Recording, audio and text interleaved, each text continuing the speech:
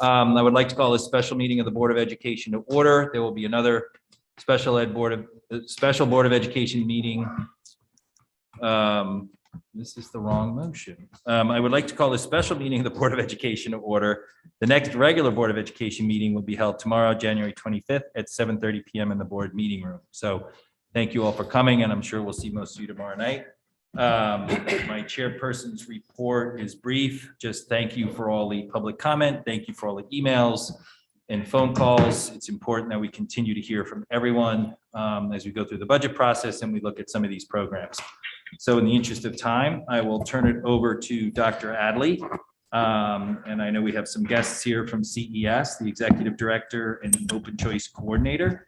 So I will turn it over to you, Dr. Adley, for discussion on open choice. Yes, thank you, Mr. Chairman. Good evening, everyone. To those who are sitting in front of us, thank you for coming this evening. To those who are watching or participating by Zoom, thank you for your participation. I'd also like to welcome our principals this evening by Zoom. They're here in support, obviously, of open choice.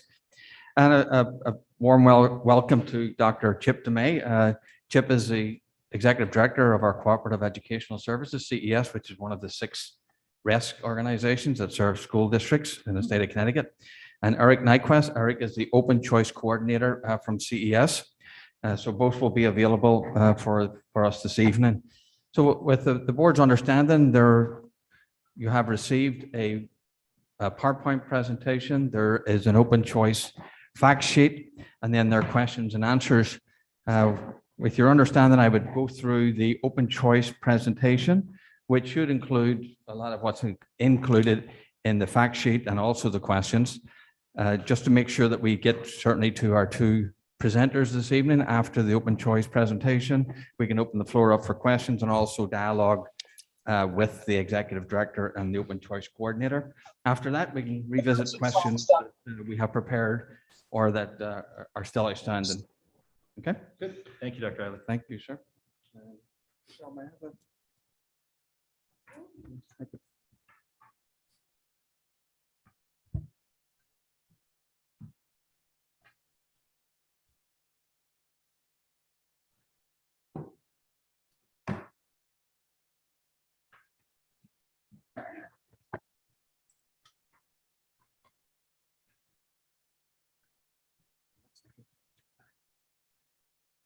So I honestly am excited to present about the open choice. This has been on the table in different capacities for the last couple of years, and it's nice to see it come full circle for consideration in the FY23 budget.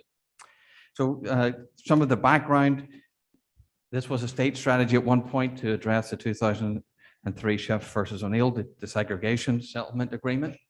It started out as Project Concern. Many districts participated in Project Concern before there was compensation for any sort of tuition or grant that followed the students. It has, to this point, existed in New Haven and Bridgeport, and we have the opportunity, as you know, to participate here in Norwalk and the Danbury area. Danbury, it doesn't seem it's going to go forward. In all honesty, that doesn't seem to be playing out in that area for different reasons of participation for districts or otherwise. Whether there's a reluctance to participate or whether they want to revisit at a different time. I would hope that we would look at that, and also I would hope that we would lead in this and not be a follower in this capacity. This is an opportunity for us to lead in this arena. But with that, Danbury is not going to be participating. We are also required from the state of Connecticut to talk to issues of how we are reducing racial, ethnic, and economic isolation. This supports that request from the State Department of Education. And over 3,000 students participate across the state, and Chip can talk about the participation in our particular region. It was mentioned before, and I'll just share that I have testified on numerous occasions over many years on open choice. I've testified in front of the legislator from a superintendent point of view. I've testified as the Hartford area chair and president, and I've testified as the Connecticut Association of Public Schools Superintendents president. The idea of asking for funding, more funding, is not mutually exclusive when you're speaking on behalf of either your district or other districts in the sense of advocating for additional funding for the program. You can support it, but you can also advocate. Many times I've had to advocate for not just my own district in Granby, right, at the time, but other districts so that were represented. But I also did for my own district at that particular time. That is true. I'm actually proud of that. We have been a participant of open choice probably for over 40 years in my experience, or the district's experience, and have led in many ways in that capacity. So there is testimony there. That is correct. And I also testified on this new legislation to move this initiative forward. I personally think in terms of moving this district and also the state of Connecticut forward, it actually is one of the most economic ways to actually expand diversity and the idea of choice in some capacity. So it's with that you will see testimony that has been submitted. Current recommendations, obviously Darien was precluded from participating primarily because of the transportation and the distance and the ride from Bridgeport, if that's the case. You will see a difference here. We did say that it was 3,000. There's actually 3,000 in the grant, but there's for participation in the first year, there's an additional 1,000 per student. So for the first year participation, it's 4, and for the years thereafter, it's 3,000. So with the idea of like 16 students in kindergarten, the revenue obviously would be 64,000. This is a partnership with CES that serves this particular region. Again, I did share that my local colleagues around, Wilton is considering it for the next school year. That's the FY23, and New Canaan is considering it for FY24. They have pushed off their initiative for a year. Again, I've just shared that I think this is an opportunity for our district to lead and not necessarily wait for other people in this particular capacity. I think this is the right thing to do for our students and also for other students who would attend. There is a reciprocity for our students to actually attend schools in Norwalk should they wish to do that. We have several students at the moment who are actually participating in schools, and you'll see those in the questions. We have 4 in the global studies. With other students who are participating in Stanford at the moment, 5 at Rogers International, 4 at the Academy of Information and Technology, and 3 at JMW Wright Technical School in Stanford. So there's a new Norwalk High School that's being built. Obviously, people know about that. If students, for whatever reason, would like to participate in that, they would be able to participate there. The selection process, I'm going to let Dr. Dumais actually talk to the selection process, because it's been described as a lottery. By myself, it's been described as a lottery. Now it's been described as a selective process. So I would like, after this concludes, just for Chip to actually speak really directly to what's the nature of that lottery, right, and how are students selected, because I know that was one of the questions that the board wanted to be addressed. I do think you know already that if the students are selected, that they remain with us as a Darien student throughout their tenure. The investing in the open choice, the short version of that is it's the 4,000 for the first year, 3,000 thereafter. Yes, the district will encounter some costs. I'll just share just very briefly here, just the costs, incremental costs associated with being in kindergarten through 5th grade. You know, we have the formula that's in the budget book. We also have technology that we account for, although for the most part we have those Chromebooks for students. So those are the incremental costs, and I will post what I'm going to show you in a moment. I inserted a slide that I thought might be helpful for the board and for the public, for that matter. And I'll post this slide here. I'll post that slide this evening once we're concluded. So this just shows you that if you take the first cohort of students, and the first cohort of students being hypothetically for next year, if we're taking the 16 students, and if those students stayed in the system through 23, 24, so on, right, so up until they get up to 5th grade, FY24, you select the next cohort of students, and so on and so forth. So you see in the first year, the incremental cost is 2,200 essentially, that the grant is 48. So you have a net benefit of about 45. So if you just go to the end here, this takes the students right through until they're going to enter middle school. And so you can see the total grant is 264. The cost, just given our numbers that we're using, is 37,000. And therefore you have a balance of 226. If you were to say, well, what about the middle school? The middle school is, honestly, it's a wee bit more difficult to actually hypothesize. There's no formula for the middle school. Depends which classes the kids go in, what resource, what sports, athletics, clubs, whatever they have to do. But if you took the kids running through, just for round numbers, if you took the students running through and there was about 40 students, and let's even say it was $1,000, it's not going to be per student. I mean, that's $40,000 against 40 students times the $3,000, which is 120,000. The cost for it is going to be outweighed by the actual grant. But I can't do it just an apples for apples because there's just so many choices moving forward. But hopefully this gives you a wee sense of, well, what's the potential outlay during primary school, and just using round numbers to the middle school, kind of, I think you can safely say that it's not going to cost as much in the middle school unless you're breaking sections and so on and so forth. So that gives you a wee bit of a sense of just, I think, one of the financials that the board perhaps was looking for in terms of just rolling it forward a little bit. You'll notice that there's 12-12 right there, not 16-16, because we're not breaking sections by doing the 12 and the 12. The future enrollment, we'll be taking 72 students after next year. So that was really sort of, again, just rolled forward as we just spoke about. The enrollment at the middle school would not exceed, actually in the last 10 years, there's twice, it would be up at about 1,170. It wouldn't exceed those. And trying to see what that I can't completely confirm what that middle school was built for, but it seems safely built for about 1,200 people. That's not, with the kids running through there, we're not going to touch that. In fact, we're not going to hit the highs that we've had on two separate occasions over the past 10 years.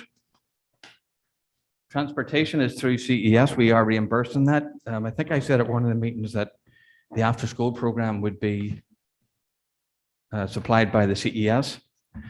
Now, in the crack area, for instance, it was at one point. It started out, it wasn't, then it went to that it was. I told you that it was here. Then I checked with Chip and he says, well, it might be. And there's probably more opportunity to talk to him this evening that it's likely that it will be. So, but I don't want to confirm that. He can speak for himself in that regard. The reimbursement, essentially for special education costs, we get all the reimbursement except for the initial 3,000 and 4,000. Actually, if you see any testimony, you may have seen that I have actually complained about that in the sense of advocated for, we should have the fourth, why are you taking the 4,000 off as a start with? I just don't think that should be the case. And in the past, by the way, I should have mentioned, I've also advocated for an open choice grant that accompanied this sort of funding. It's called, this funding is called a grant, but there was a different academic support grant that also accompanied that, and the state took it away, and so I was advocating for that too. But so basically, we'll get back any special education costs, except for the first, the 3,000 or 4,000 would have to be returned. Program benefits, I'm not going to read down this. You've had the opportunity to look at it, but there's everything from social and emotional to intellectual benefits for our students. The program is good by any capacity. The diversity that it brings for our students as much, in fact, in many ways, maybe even more so for our own students, our own population, as well as the population of young people who come from Norwalk. I have included a link to, not in the PowerPoint, but in the questions. I did include a wee link of a video. I didn't want to play the video this evening, but I think if you look at the sort of qualitative response from parents and students and past graduates who were in the program, not in the CES area, in the Hartford area, I can't access a video in this particular area, but it'll give you a sense from a parent point of view, from a student point of view, past graduate point of view, of some of the benefits that they speak to in the program. The Open Choice Liaison, this is what is in the budget, as you know, and this is an important part to make the program work. This person will work with students, staff, community members, parents, from parents who are in our district and also the parents who are in the Open Choice program. This will also work with the CES liaison, because they have a liaison also. And that person would liaison with our liaison in terms of anything from transportation to support services to enrichment activities, staying late for games, whatever it happens to be. Of course, we have to remember, we're talking about kindergartners for the first year, right? I'm getting way ahead of myself in some ways, but we're talking about kindergartners. Professional development, in the legislation, there was funding for professional development, which would be offered through CES and probably in this most likely in the spring and also over the summer. I would say that we are doing professional development in the area of diversity anyway, which sort of tacitly addresses these types of topics. So this was originally first discussed, I think, by me at the table way back in November 20th, 2020, when we were looking at possibly including it in the budget, and then it's come full circle another 2 times. And you'll hear about the specific timetable from Chip. That's a quick synopsis for the moment. At this point, with the board's understanding, I'll bring Chip into the room and give him the opportunity with Eric to field any questions, and anything that comes out of this, certainly we can talk about that too, and the questions that we have supplied the answers for. I hope one of the questions I know is like the timing of this. It's always the right time to do what's right for kids, in my opinion. And I think this district expects that we can pivot, expects the highest standards, expects that we can continue with the work. And I think we should and can continue the work, and we should continue with this particular program. But with that, I will introduce, if he's on the screen, Eric, are you there? And Dr. DeMay, are you there? I am here. Eric, thank you for joining us. Chip, thank you for joining us. Mr. Chairman, if you want to lead us off with questions, or you would like them to start, that's fine too. Sure. Thank you for that presentation and update. I think it would be appropriate for Dr. Dumais or Mr. Nyquist, if there's anything you want to add to the presentation that's just been done, and then we can open it up to board comments. I'll turn it over to you, Dr. Dumais, to start. So the presentation was certainly complete. There are a couple of elements. Could I ask you to speak up just a little bit? Thank you. Certainly. Appreciate that. Yeah. The presentation was complete. We did provide information ahead of time to make sure that as many questions as possible were answered. Eric, would you like to explain the selection process? That's one area where we could provide some clarity. Sure, I'd be happy to. First of all, thanks for having us here tonight so we can answer any of your questions. The process that we select by, I know there's been confusion over the term lottery. And the fact of the matter is it does start with a lottery, which is, I guess, where the confusion has come in. It starts with a lottery.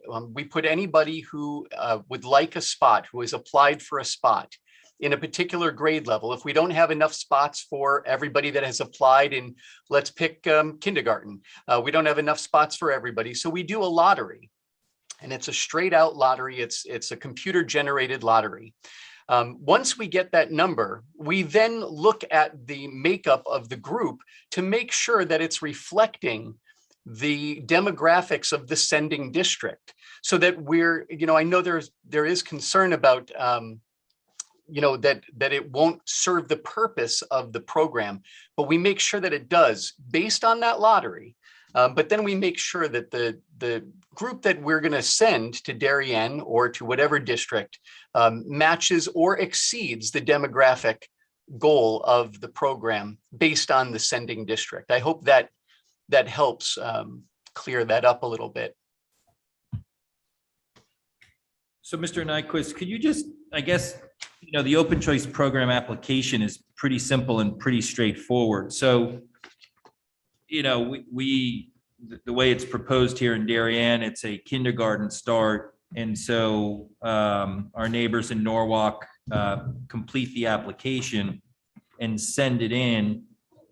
Who's part of the process once it moves out of the lottery to looking at the demographics and does it fit the program? Is it a group of folks from Norwalk and from CES? Like, what is that comprised of in terms of that next step in looking at the applicants to come up with whatever number we agree to if we're participating? Sure, that's a great question. The fact is, to be very, very honest with you, it has never really come up in the Bridgeport region. We've never had to dig into the numbers because the numbers come out, because the vast majority of students who apply for this opportunity fit the precise demographic that the program is intended for. Having said that, the group of people would be the group of people here at CES. That would be Dr. Dumais, myself, and our administrative assistant who works very closely with the open choice program. We would look at it to make sure that, again, it satisfies the goals of the program, that it does what it's intended to do. We would not be involving Norwalk in that decision-making process. Thank you.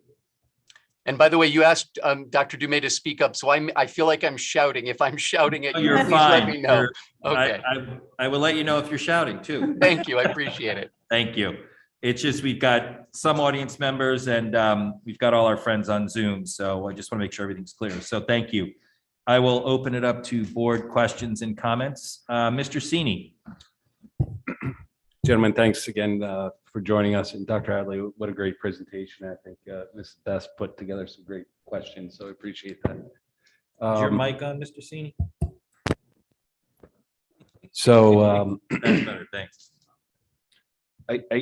do we know the makeup of the Norwalk demographic?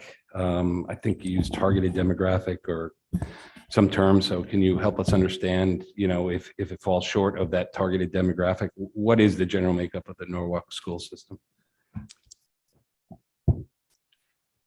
So I do not have that information at my fingertips. I have reached out to Norwalk and I will get that. It will be based on this year's demographic. And is that a racial demographic? Is it an economic demographic? Is it a, based on sex, boy or girl? I mean, Currently, that is a racial demographic. okay, thank you. Sure. Can I just, Mrs. Worm. so just by Google, right, the demographic is 25% white, 15% black, 4.6% Asian or Asia Pacific, 51% Hispanic Latino, and 16% would be English second language. Just I have those numbers too. I didn't want to publicly use Google as my source. I've been waiting. Yeah, no, you can totally do that. I didn't want to do that, but that sounds fairly accurate to me. That would be a great follow-up, though.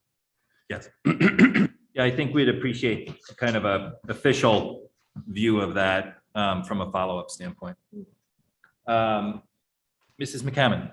Related to that, the program as outlined has 3 criteria: racial, ethnic, and economic. So how are we, would the goals for Darien be different because of our location, or how is that being worked up through? No, that's a wonderful question. The Hartford area uses the socioeconomic as part of their decision-making process. I'm going to be very honest with you that I started this position July 1st, and I am not somebody who wants to walk in and change 100 things all at once before I have a grasp of what's really important. So we are currently using the current system, which is the racial makeup of the demographic. However, I'm working with the folks up at CREC to determine that we may need to add in the socioeconomic component. I did not want to rush that and do that this year, as the applications were going out January 15th. So that is something we're looking at for future years. Thank you, Mrs. McCammon. Mrs. Ackman. Just given that we're asking for those stats, I guess my question would be, what as a board are we looking for? Because they're based on current year stats. So if those stats change year to year, our demographic group will change year to year. Are we saying that we would evaluate year to year based on the demographics, or what are we looking to learn by the demographics?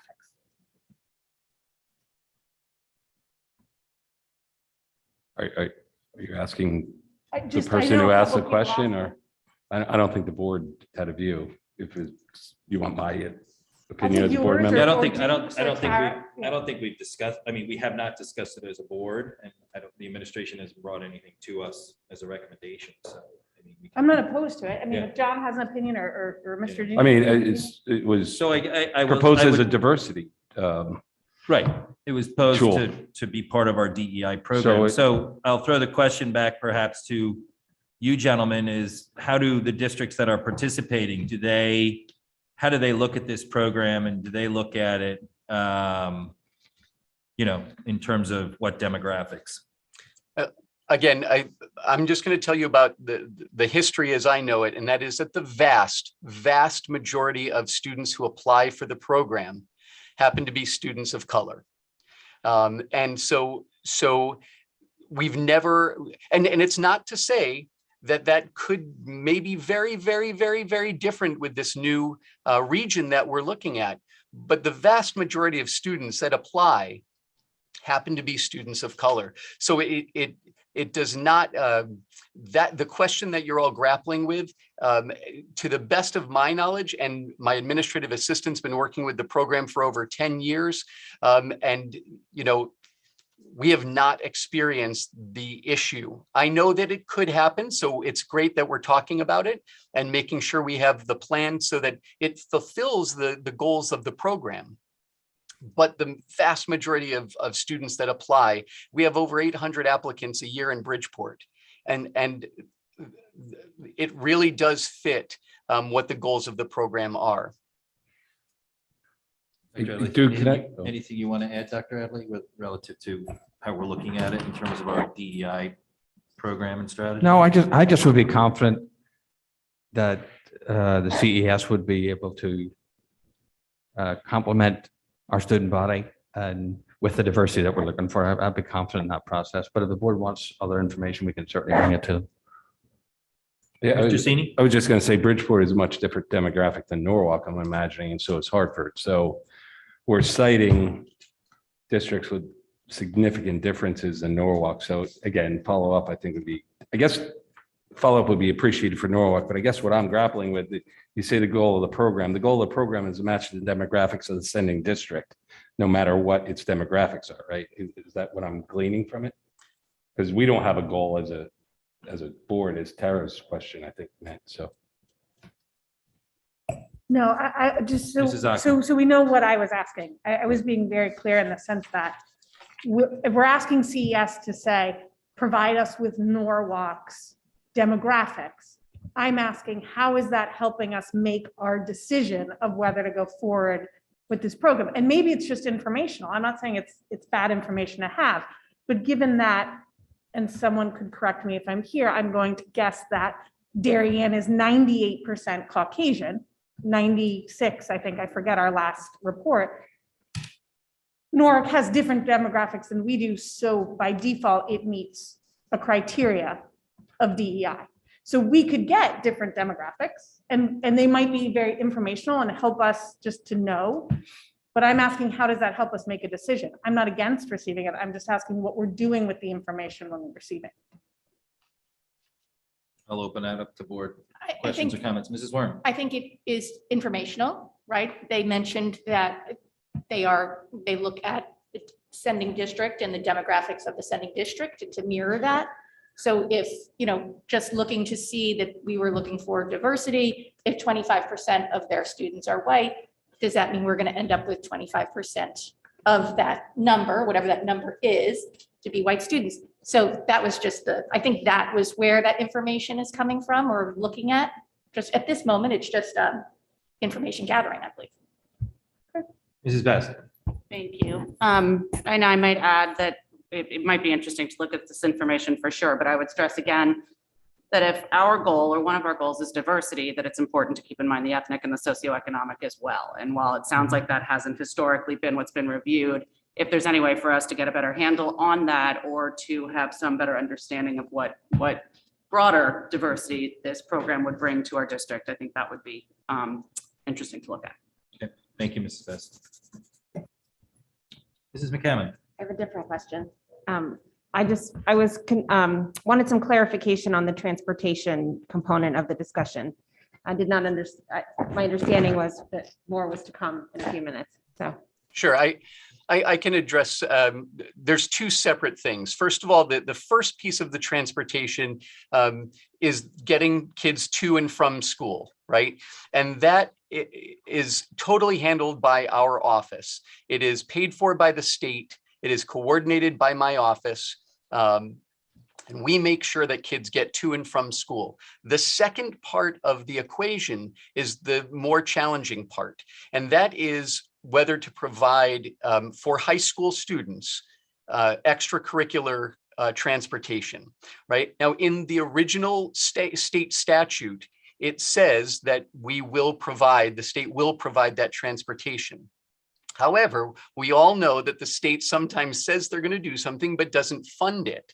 And that's where there is a gap that I am trying to clarify with the state. And I know that's not the answer you want. You want a very specific, solid answer from me, but I am working with the state, which is sometimes slow in getting back. But I want to find out, since it's in the state statute, if I can push to make that happen. Currently, I can tell you in Bridgeport that most districts do not provide extracurricular transportation, but Westport does, and they have been for more than 10 years. They provide the transportation, a single bus out, after school hours. They're not going to, nobody, the state or an individual district is going to be expected to supply a bus at 4 o'clock for one rehearsal and 5 o'clock for a practice and 7:30 for the late practice. But, obviously, and that's what we're trying to work with the state to find out, because we want students who are in this program to be immersed in the district that they're in. We want them to have all the opportunities that a district like Darien offers. And so that is unfortunately, to answer your question, not clear from the state at this moment. I applaud Darien for looking at that issue and saying, we want to make that work somehow, some way. And my office is working with the state right now to try to find out and get clarification on whether that can happen and whether it will for the coming year. And I'd be happy to report back to you as soon as I know. So did that answer your question even in some way? Yes, thank you very much. You're welcome. Mrs. McCammon, could you give some your thoughts or feedback on the number of students and the starting at the kindergarten age? Are there other districts that start at different ages? Sure. I would say the vast majority of our districts start in kindergarten or first grade. The reason being is I think most districts, want to get, kids when they're young and immerse them in the culture of that district, and allow the students not to have too many transitions in their lives. If they come in kindergarten, they are Darien students, and they know that. They feel like they are Darien students. If they come in say 7th or 8th grade, middle school is a tough enough time for any kid without a transition. To add a transition like, a major transition in is more difficult. It's not to say we don't have those occasions arise. And I will tell you that we get applicants from every grade level, from kindergarten right on up through 11th grade, with parents hoping that their child's senior year will be in another district. But the vast majority of districts that we work with prefer to start the kids when they're in kindergarten or first grade, so that they can have them for the long haul, and they can get them accustomed to all of the things that are part of your school system. And just to let you know, we get, and I asked my administrative assistant, who has many more years of experience, she said, we never get kids who decide after being in the program to leave the program. The only time we have kids exit the program is when they move, right? So if they move from Bridgeport or Norwalk, they're no longer eligible to be in the program. That's the only reason. Other than that, our kids go straight on through high school graduation. Can you just add to that, as we think through this, we are a destination town in terms of our education, our commute into New York. We have been recognized recently for what we're doing in terms of thoughtful development in town. We have the potential for a lot more people and a lot more students to come to town. So, a big question from a community standpoint is, so we may have seats available this year, but we may not have seats available next year. So what's the viability of participating in something like this, where we can do X amount this year, but we see a ramp up in home sales and retirees leaving for families of 5, and we have 300 plus units coming online over the next couple of years. And Sure. so, how does it look, or what's the value of saying we can do 16 this year, we can do 0 next year, the following year, maybe we can do 4. It just seems a little too all over the map to make it really effective. Sure. Well, I will tell you that for those 16 kids, I think it's very valuable. And I think for the 16, for the hundreds of kids in Darien that those 16 kids get to know and get to be friends with, I think it's incredibly valuable. And I would expect you as a board every year to evaluate whether the program is working for you or not.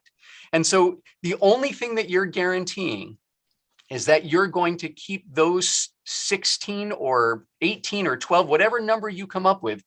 The only thing you're guaranteeing is that you're going to take care of them until they graduate high school.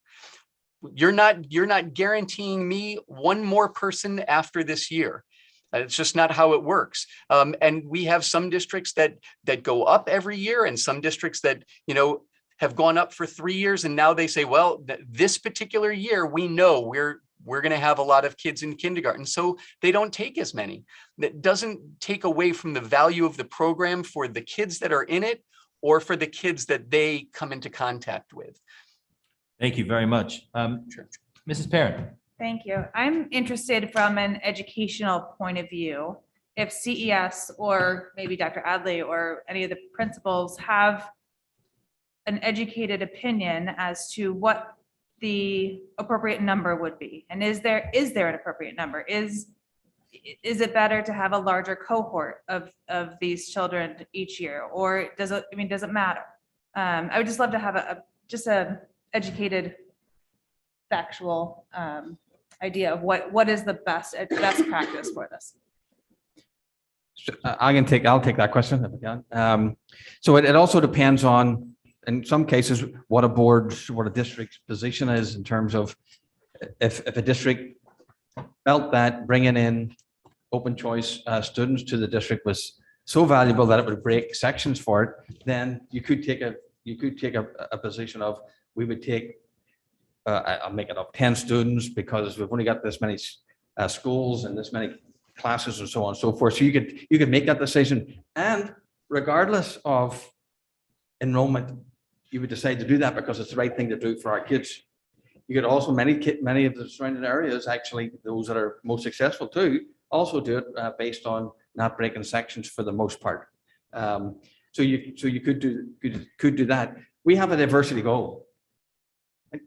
There's no point just sprinkling and not participating in good faith, or maybe not the right terminology, but I would ask us to not back into it if we can. If class sizes was an issue, I would say, okay, well then where we have identified for the 16 coming in where we would trip to class size maybe in 2025, 26. Okay, well then let's address that and take out the four students if that was the case and do the 12. We put in 16 because we thought that was important for the schools to participate. And I would stand by that. But if the board was concerned about tripping the class, I could also understand that. And 12 would seem to be a reasonable. Look, I think there's research to support that students who have fellow students of their own race in the classrooms, that's a better scenario, right? If not that, then within the school. So, I mean, it's not, we can implement it with certain considerations. Mrs. Ackman. Thank you, gentlemen, for being here tonight. My question has to go, we've heard a lot about finances in town. And there's a concern that the program will cost more. I mean, we've seen projections anywhere from 5 million to 1 million. We've heard from our finance director, that's not the case in his experience. We've heard from a board of finance member who's a finance director at a school that that's not his experience in the case. Dr. Adley has presented us with much lower costs and actually saying that we'll have a revenue actually come in. What has been your experience in the programs you know? Have districts incurred high costs because of participating in open choice? I'm just going to answer very bluntly. If they did, they wouldn't still be involved. I mean, you know, as big as a district's heart is, and as much as they think they want to do what's right for all students, if they're you know, spending inadequate amounts of money, inordinate amounts of money on a program that is not supposed to cost them a lot, they wouldn't still be involved. And you know, just this year we had a district add 30 seats at the beginning of the year. They think the program is working great. They like the way it's being run, and so they added 30 seats. So you know, there are costs of educating any child, but those costs jump up, as I think was just pointed out, if you tip and have to add a teacher. When you have to do that, when you have to add a classroom, that's where those costs come up. But adding a student here or there, adding 16 students is not going to multiply out by the per student expenditure. As I think you all understand that.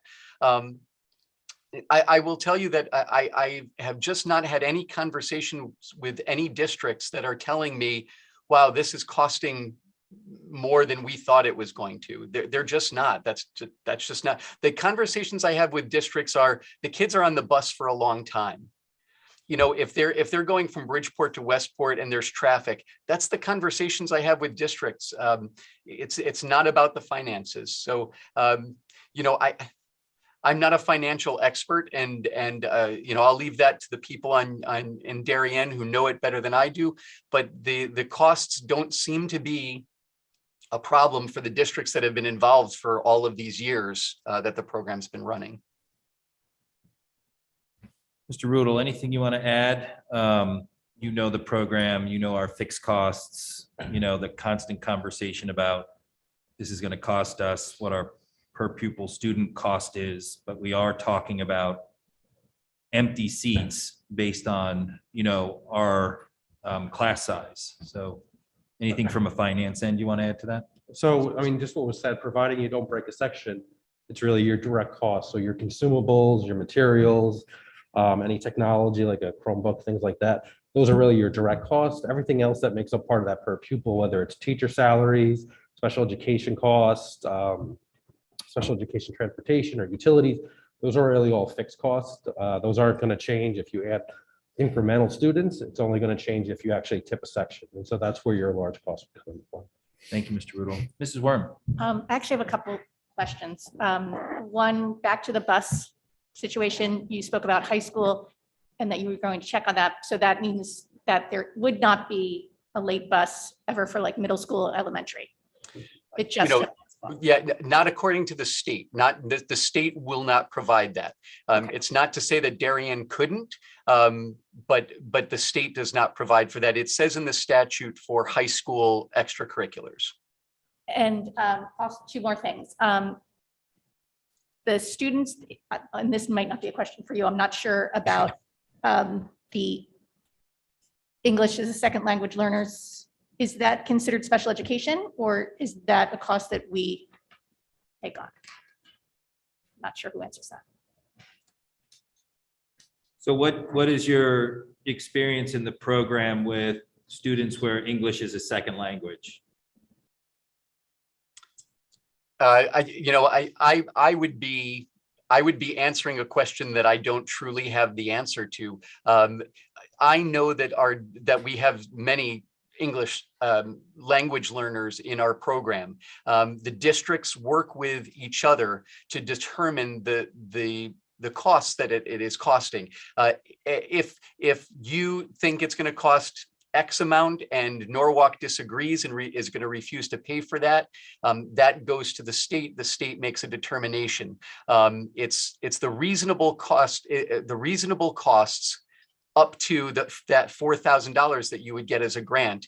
Anything beyond that, you are able to charge back to Norwalk.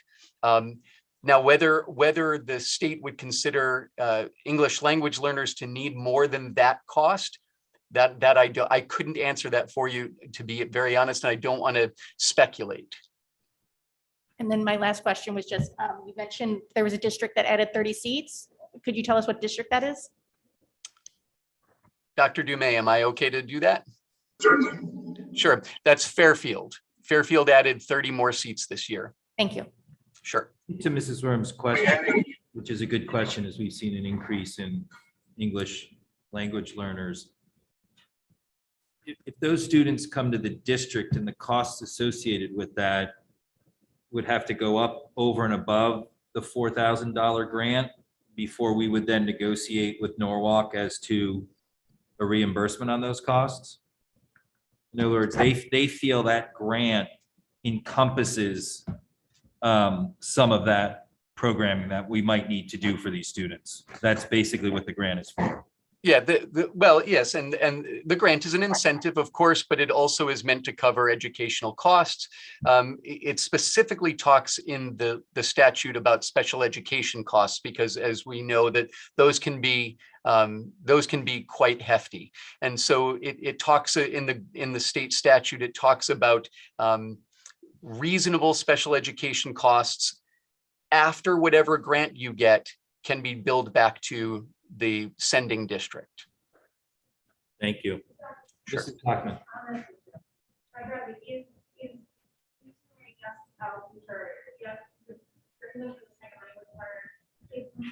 It's much like tipping a section. We talked about this because we had so many students that needed it, that do we need to add someone? So costs would be included, but it's like teaching a section. You don't pay $1,000 for your English, each Correct. student for their English as their second language teacher. This board would have to discuss, are we adding an FTE? But that we did that 3 years ago at this board with all Darien students. So it's not a special education cost. Being English as a second language learner, you're not in special ed. It's just like a teacher because they're just general ed students. Correct, and I don't think through the program, Chip, that it's directly reimbursable, so therefore what Mrs. Ackman says is correct. That was the answer to the question. I was And looking for. So happy to provide. Okay, thank you for that clarity around that. Mr. Sini. Is English as a second language, is that something that we'll learn in the demographic breakout of Norwalk that we asked for? You could get, yes, you can get that. Okay. Second, if you, I'm sorry, but it will not be a determining factor whether the student is accepted or not. okay. Just wanted to clarify that. No, but I'd be interested to understand if just the ratio, so we'd have to understand whether or not we tripped any LL. Well, out of the 16, if Yes, the 4 that come here, we need that additional person. And based on our current enrollment and numbers we have, it could lead to another FTE. Yeah. Right? Yeah, thank you. That's where I was going. Appropriate services, is that the same definition that we use for our own students? Shirley, do you know, or anybody? Go ahead.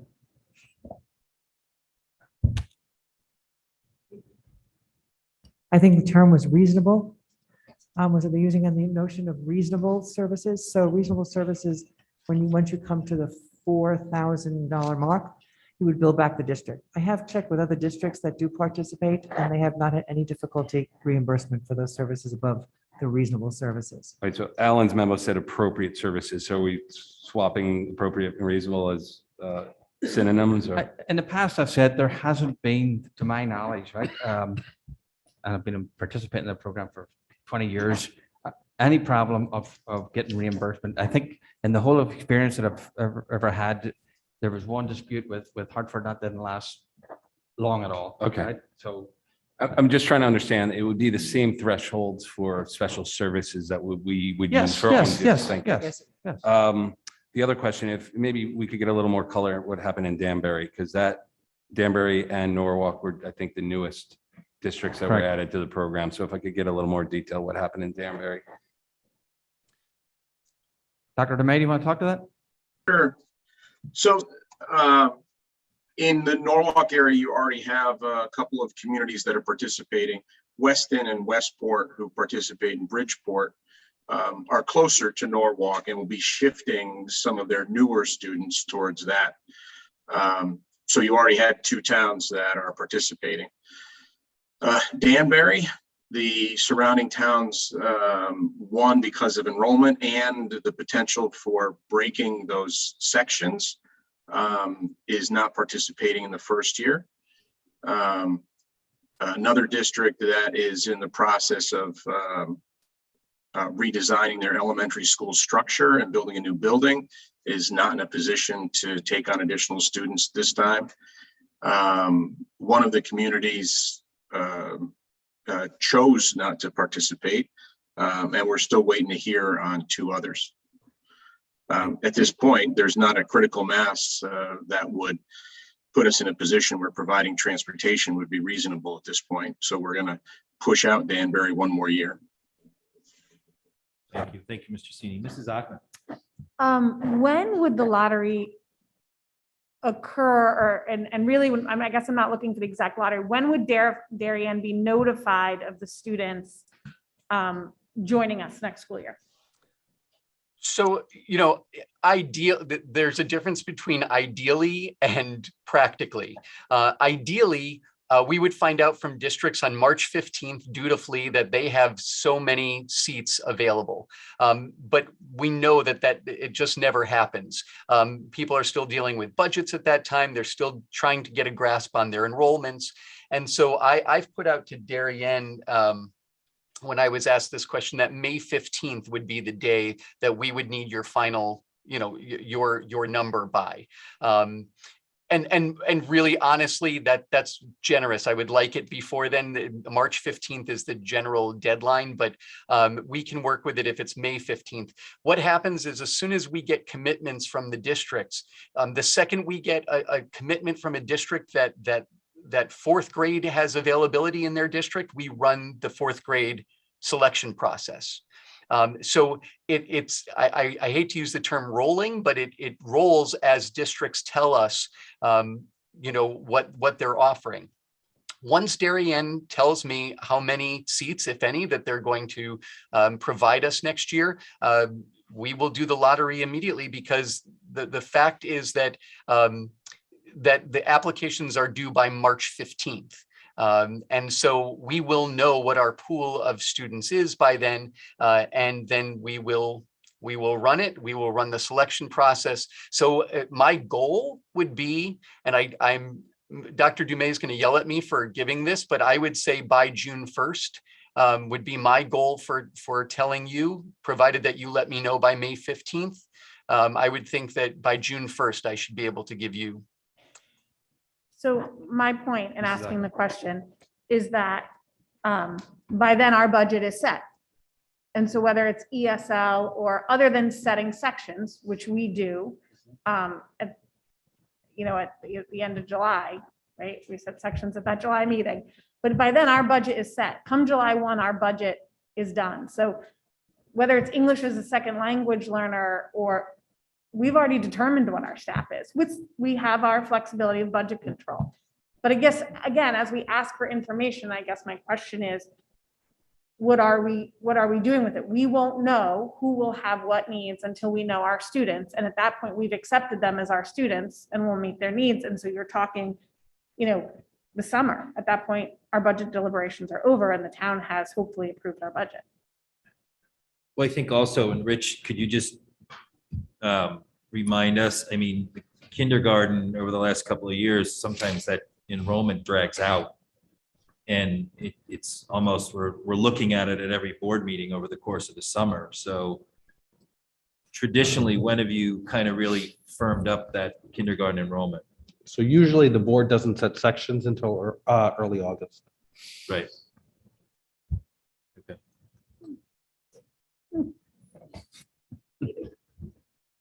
Just for the record, all right, in case my board thinks I'm crazy here. The original date we got for the seat request was April 15th, and then the final one was May 15th. Just, not that it changes too much, but. Mr. Maroney. Yeah, sorry. I have a couple questions going back to the presentation. So there was the term bonus grant, and it's a one-year bonus grant. Is that a one-time bonus grant, or is that in every year there's the $1,000 bonus? First year of the pilot. Go ahead. The first year of the pilot. Just the first year. So it's a one-time, one-year bonus. Okay. So then the cost is only $3,000 every other year, other than the kindergarten. Okay. And then my other question, Dr. Adley, was on your cost graph. You have, and I just scratched down some numbers, but the first year the cost is $2,200 for 16, and then the next year it goes to $6,500 for 12. And I don't understand how you got to that number. Rich, can you someone bring that slide up?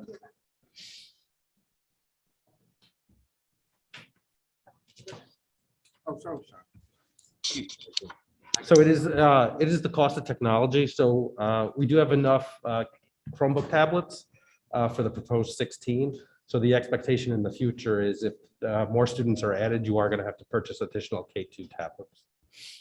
I'm sorry, but then why is the second cohort 49 for 12 and it's 22 for 16? Wouldn't they be going into kindergarten? They wouldn't have technology? So the first cohort, you would end up having to buy replacement K2 tablets. And so then as you go forward, you're also going to have to buy the Chromebooks. So the second cohort, which you see is the 4920, includes the cost of materials, consumables, things like that, plus the K2 tablets again, then Chromebooks, and then Chromebooks. Okay, thank you. Thank you, Mr. Maroney. Mrs. McCammon. Just a technical question back on special ed. I'm curious to know who owns the IEP, one, and two, related to that, if we have a particularly challenging case, and challenging maybe in a blessed way, and we end up with an outplacement situation or a suit that's brought to the district, how are those lines handled? Is everything handled within Darien, or? Sure. So the IEP is Darien's IEP. They're a Darien student. Very often the sending district will send a representative to the PPT to just be there, to be a presence to hear the situation. But again, an outplacement would be one of those. An outplacement is certainly going to cost more than $3,000. So that would be billed back to the district, to the sending district.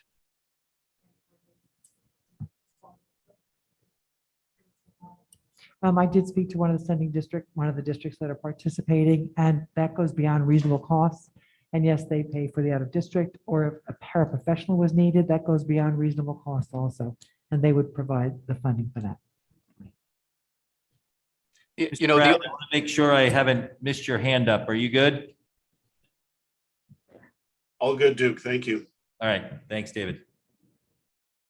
Mr. Maroney. Yeah, a question on siblings, and question would be, how do other districts handle siblings of children admitted into the program, if at all? So siblings get priority. It's in the legislation, it's in the statute. The goal would be to keep siblings together. Ideally, in a perfect world, in the same school, if not that, in the same district, and if not that, then they have to go to school in their home district and their sending district. But if you accept a kindergartner this year and next year they have a sibling who's going into kindergarten and you have a kindergarten spot, they do get priority. Again, we want to keep families together. How does that work in, I don't know, I know it's the reverse, that if you apply, are you allowed to apply as a kindergartner and you have a second grader? What happens to the second grader? Well, that if you had a second grade spot that you gave us, they would get priority. But we would have to give that. You always have to give it. There's never a time ever. There is never ever a time where my office or the state says to you, you must do this. You must take this student. It just doesn't work that way. And so if you had second grade spots available, by miracle, well, then that student in second grade, because their brother or sister's in kindergarten, could get that priority seat. But no, you would not be forced to, or we would not say, well, you have to take them because their sibling goes to Darien. It just doesn't work like that. We have many families who are split, who have one child in say Westport, and the other child, because there were no spots given by Westport, they're at their sending district. They're still in Bridgeport, or they make another option. They make another choice for the child. But we do give priority because we want to keep families together. So if you give us a vacancy, a seat, and there is somebody who applies that's a sibling of another Darien student, we do give it to them. They get preference.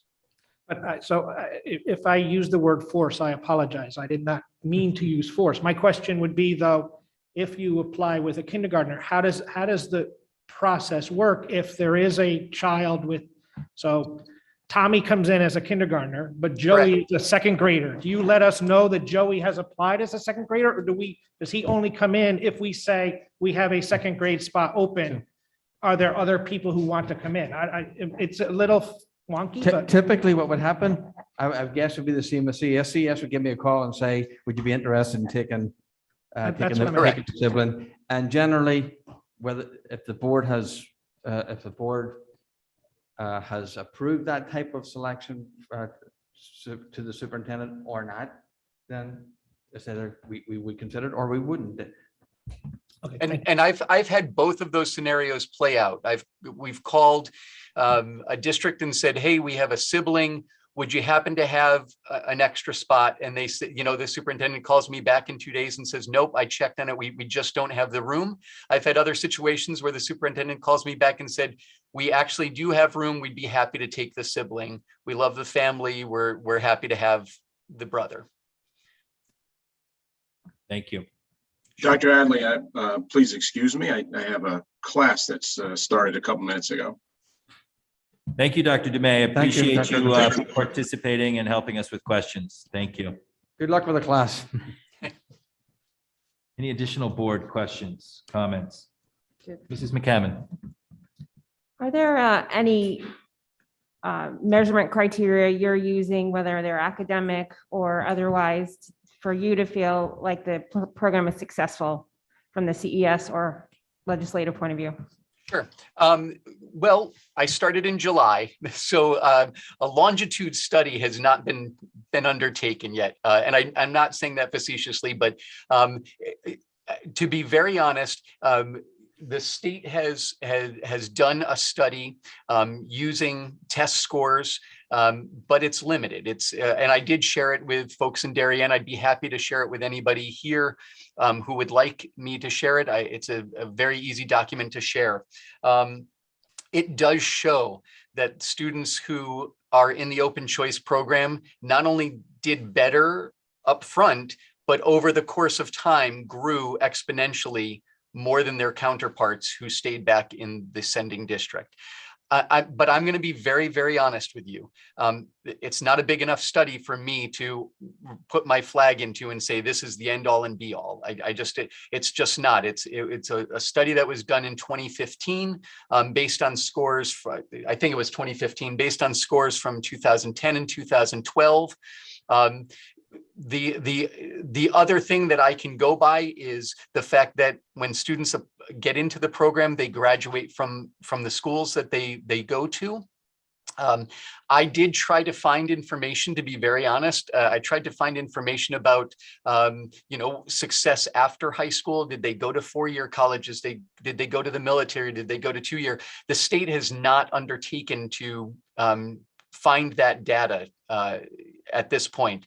So part of my my new job is that I'm going to try to collect that data. What I can tell you is that as I've looked back over the last 8 years, and that's about as far back as I could really grapple with the data, it's been really successful. Students go and they do well. I just had a mom in the other day whose son was a valedictorian of the school that he went to. And I said, so did the program work for him? And she said, I have no doubt. She said he wouldn't have been inspired to do what he did if he weren't surrounded by these other students who are all driven and motivated and had that support at home. She said it was so helpful to him, and he was the valedictorian and he went to college on a full ride. So I know that's anecdotal rather than hard data, but the state doesn't have, they have that one study and it's positive. But the data that I am going by right now is the parents that I talk to, the fact that so many of the people who apply have siblings already in the program.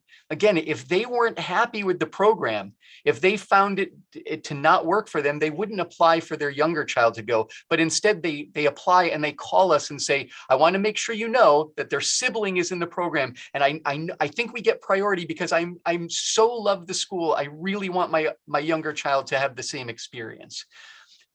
So I wish that there was hard data, long studies that have been done, but I don't find that information currently. So I will be working on that myself. Thank you. Mrs. Parent. I just like to do the inverse a little bit. So it's we've seen or we're hearing that it is successful for the sending district students. How do we measure success from our side? And how I know that once open choice students are in the district, they're Darien students, but for the Darien students who reside in Darien, how can we measure the success of this program? So whether we have an EL student, and I don't say this, I say this sincerely, actually, any diversity. That's a great question. Of diversity. Sorry? I think that's a very great question. No. What's happening there? I believe he said that he thought the question was great.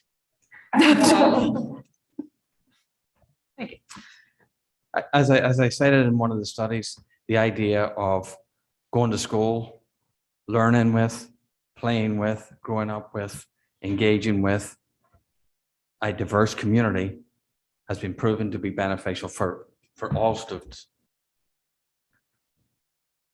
I mean, I will just say anecdotally again, every single education class that I've sat in, whether undergraduate or graduate, has taught me that being in a diverse classroom, whether it's diversity of thought, diversity of skin color, diversity of religion, diversity of whatever, is a better place for any person to be in.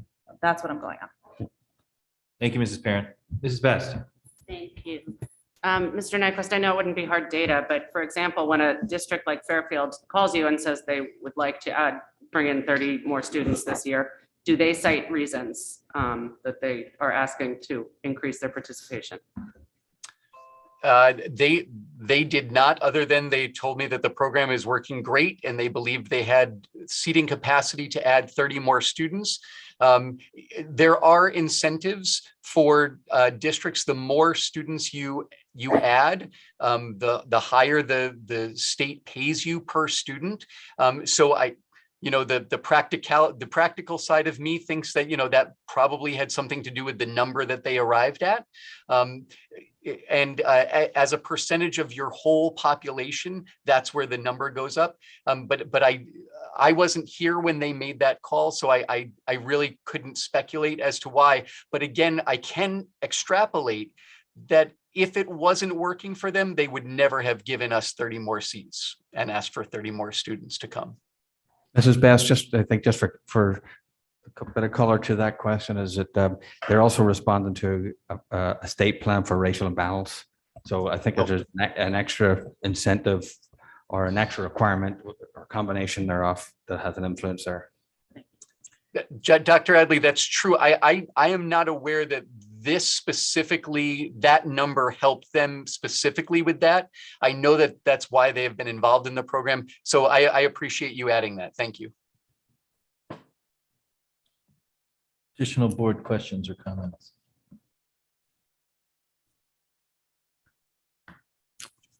All right, anything else you wanted to add, Dr. Adley?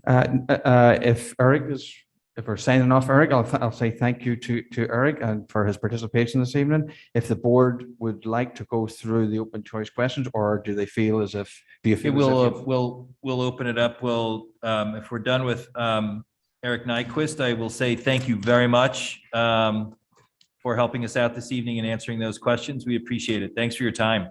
You're very welcome. And just so you know, anybody on the board who has further questions, go to the Open Choice website and my information is there. I'd be happy to answer any more questions. And I will get back to you on the questions that were posed that I did not have direct answers for immediately.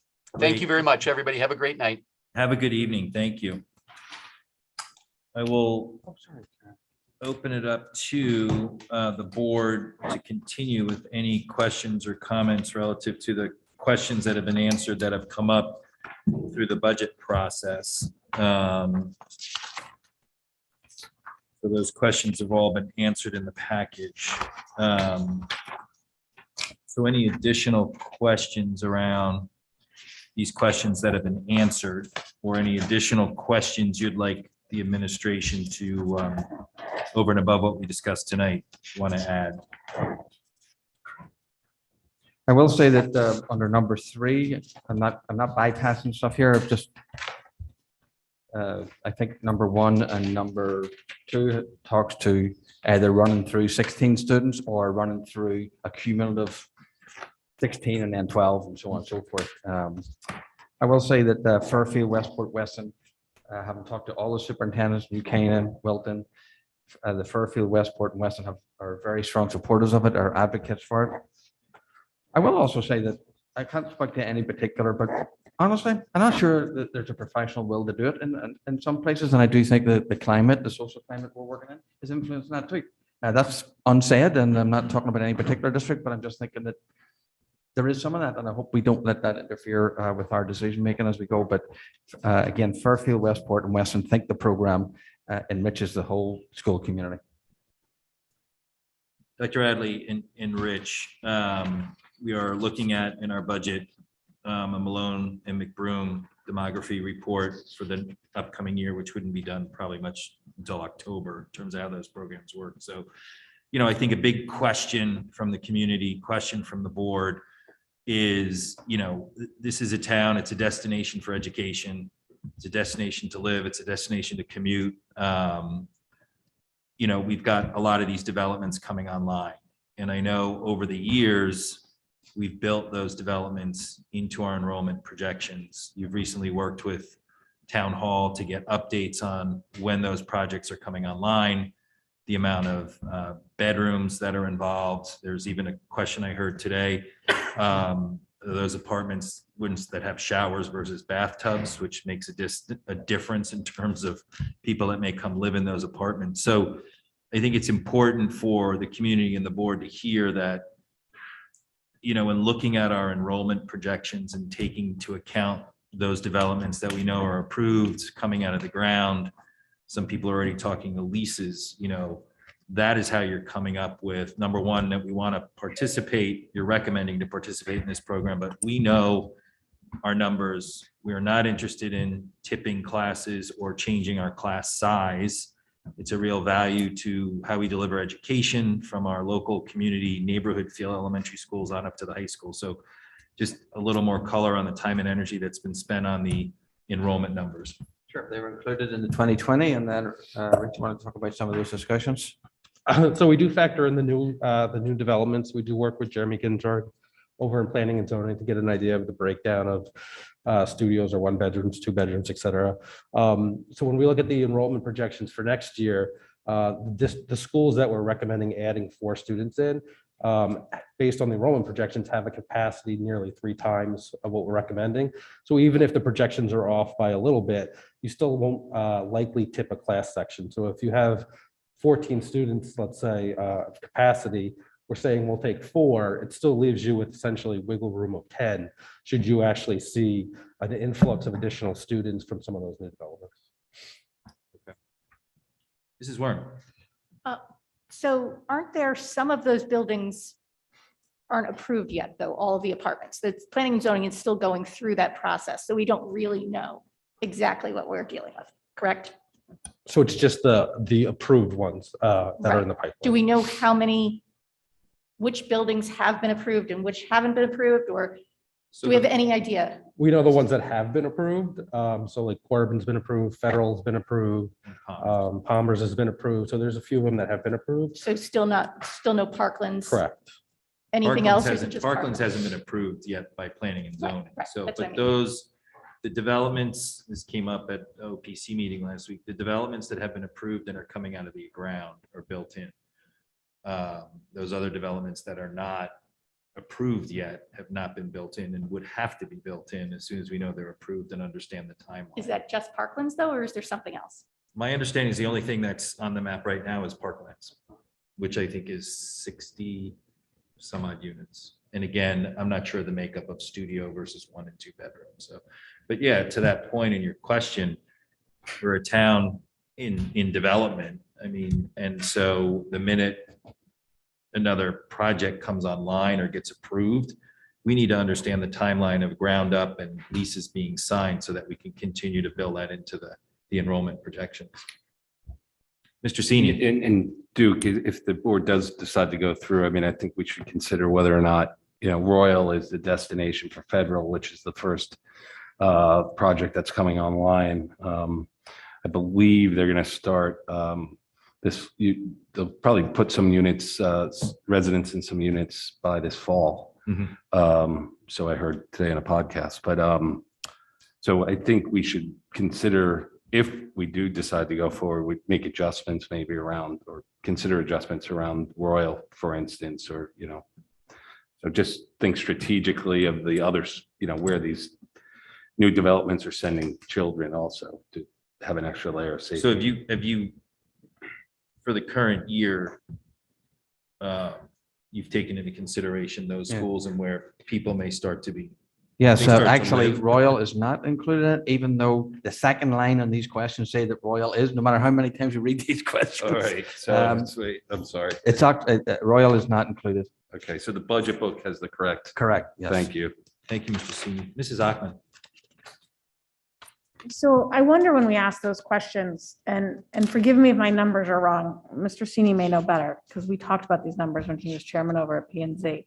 I think what's estimated is something like, 1.25 kids or 1.3 kids. I can't quite remember in certain units. But we did never ask the same question of homes being built, 5-bedroom homes. Who are we filling those with? So again, I think as we're looking at data, like what kind of data are we looking to collect? We can look at units and 16 units and 1.5 kids, but then we also should, at least if we're going to ask the question, ask, what do we look at empty 5-bedroom homes? Or what are we, if we're going to use that kind of purchasing to determine whether we have room for this, you would have to really do this, map it across town. If on the other hand, you're saying our projection enrollments have held and we've had them right for the past year, since I've been on the board and beyond, we've had a couple of years that were wonky, and we will evaluate this year to year because we embrace the program. I think that's a different, again, I think we have to come to a decision on a board of whether we feel this is a value of the town. We can ask for stats from here until tomorrow. Will they help us make a decision on this program? And I think that's what we have to keep in mind as we deliberate. Thank you, Mrs. Ackman. Mrs. Parent. Thank you. So the 16, I just want to get a little more clarity of why you chose the 16. Did you say, I want to get to 95% of max capacity? Or, I'm just trying to think going forward, how we do this year after year. Are we going to take up to X to get us to 95%? I'm just pulling that number out of the hat. But how do we know, what are we looking to aim for? All right, so we haven't capped out at the max by any means, and the 4 in each of the school was relatively 1 for each grade level. Or I did say with some flexibility, it might be 2 kids in a class and another 2 kids in a class, because there is some logic and argument to actually have company in some capacity. And also what we would do is what we do now when we place kids and we look at each individual need and you come up with a class list. So it wouldn't preclude that, but essentially it was where we could put a child in each section, we would do that. So, and to the point of the 16 and your previous comment there, so with the 16, we still have capacity in terms of number of seats in classrooms based on enrollment projections. Because last year we had 41 kids show up for So based Oxbridge. on, based on the board's class size guidelines and the number of sections, we're at the elementary level, you're about 85% capacity. It varies by kindergarten, first, et cetera. But you're about 85% capacity, but you would still have room. Thank you, Mr. Rudel. So that still have room before tipping? Is that what you're? Yes. Okay, just clarifying. So, Mr. Rudel, to Tara Ackman's question, the mammographer, when they get on the ground, they look at home sales, I don't know, do they get into the fact that a retired couple moved out and a family of 5 moved in? Like, do they try to get as much of that data? So they as try to possible? get as much real estate data as they can in Right. terms of units sold. If they can get information on, what families moved in, they'll try to get that. So they look at turnover, they look at birth rates, anything that could affect the projection. Thank you. A quick question, Rich. Sorry, following up on the averages, about 85%.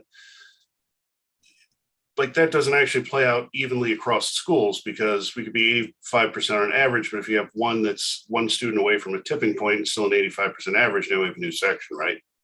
Correct, yes. Okay. So we have any idea on how to calculate that, how close we get to the tipping point for sections? So the one area that's closest to tipping is Royal, especially in kindergarten. So that's actually, within a few sections or a few students from tipping. When you look at Hindley, Holmes, and Oxford primarily, those are the ones that are closer to that 85. So I guess the 85 may not be that useful as a guide. It really is on a case by case. It really is case by case and grade by grade. Thanks, Rich. Thank you, Mr. Brown. Mr. Maroney.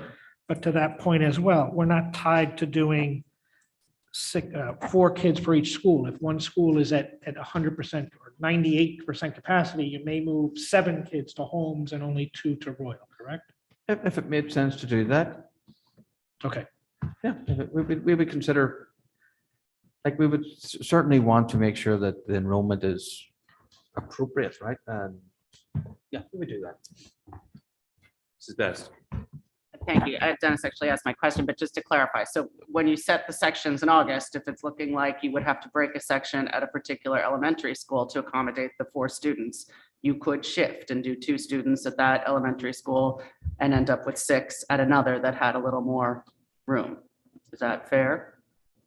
I just want to be, my hesitancy is not that that's not fair. I just want to make sure that No, fair way to say it is what I mean. as soon as we take a student and we commit to the student, it's the same way for one of our own students. I would hate to commit to a family and say you're in this school and then go, well, we're moving you completely to another school. With that sort of exception aside, we would make accommodations and try and balance out as best we could. So I'm a wee bit flexible on that question because I just would want to see what it actually plays out to be. But So does that mean that in June, for example, when we find out which students would be coming to our district, those students would find out what school they would be coming to rather than what district they would be coming to? well, they would find out relatively at the same time what school the placement would be at. We may have a wee bit longer depending on processes. Mrs. Parent. Would there ever be a time when, say you have a influx of 10 third graders and you reach a tipping point? Would the open choice students then be made to go to a different school? Oh, I don't think we would do that, to be honest with you. I don't think we That do. was the right They are our students when they enter here. So we will treat them the same way as we'll treat them with as a Darien resident student. Thank you. Mr. Maroney. Yeah, and maybe this is more of a question to our guests or that were here, but part of the appeal is that we have a neighborhood school. Do you try to would you try to build in students from Norwalk who reside in similar areas to keep them in similar schools? Say the last part again, Dennis. So we have neighborhood schools. Yes. Would you want to try to keep the students from Norwalk to be, someone from West Norwalk? Would you try to keep those 4 students to go to Royal? Someone from Rowayton, those 4 students would go to Tokenie? Or does it not matter? Yeah, well, ultimately the enrollment would drive it and ultimately the transportation.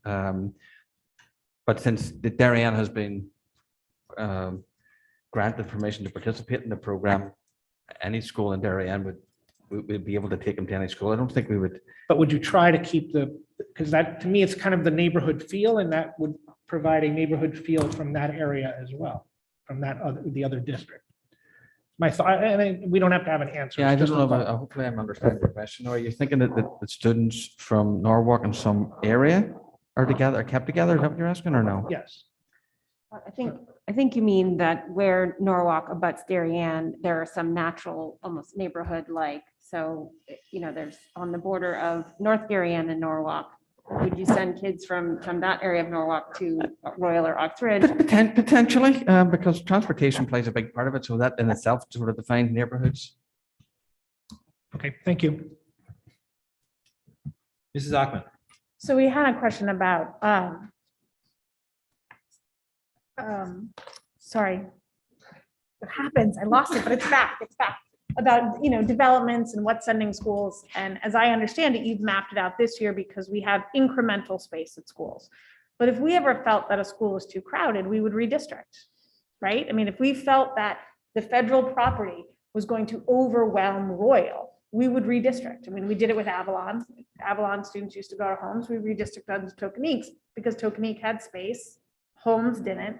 So it actually would be the larger projects coming online that would determine districting more than 16 kids that you're really placing into slots that are open.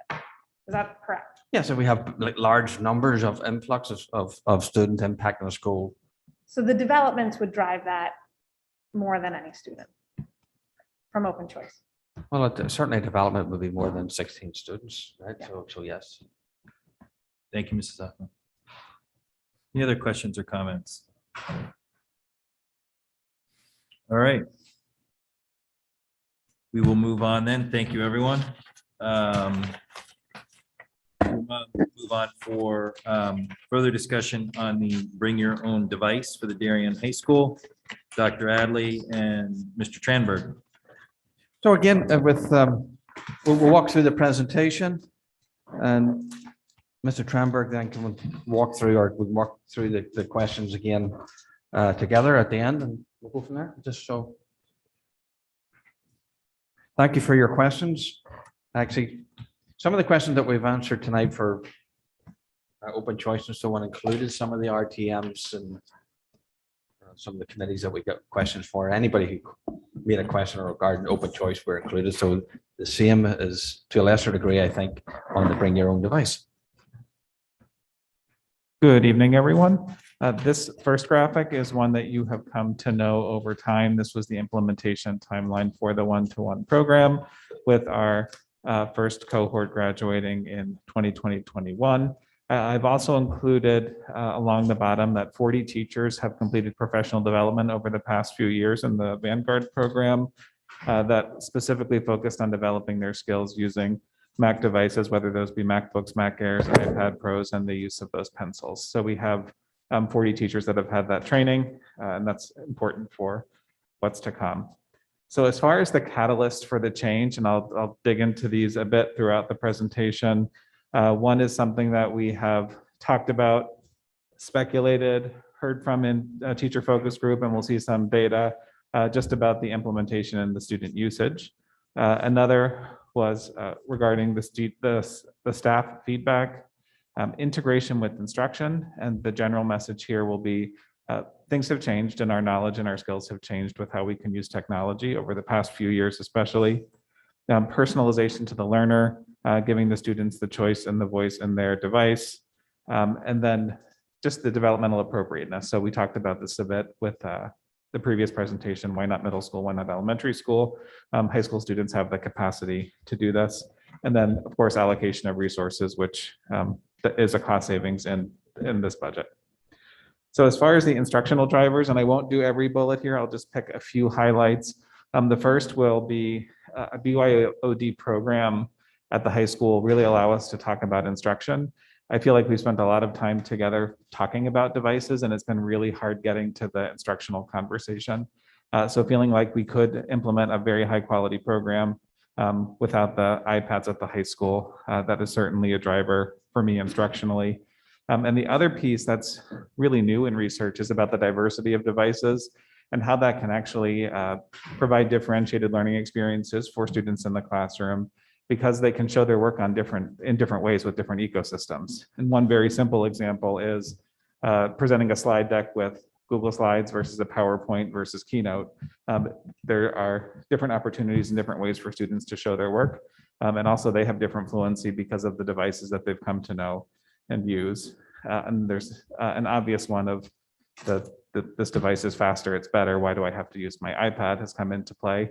And the other is the Google, and we've heard this along the way, the Google apps in general don't necessarily interface as well as we would love them to with an iPad. Because while Google and iPads do work together, as you might imagine, it's not a match that has been designed to work super well for many reasons that you can guess.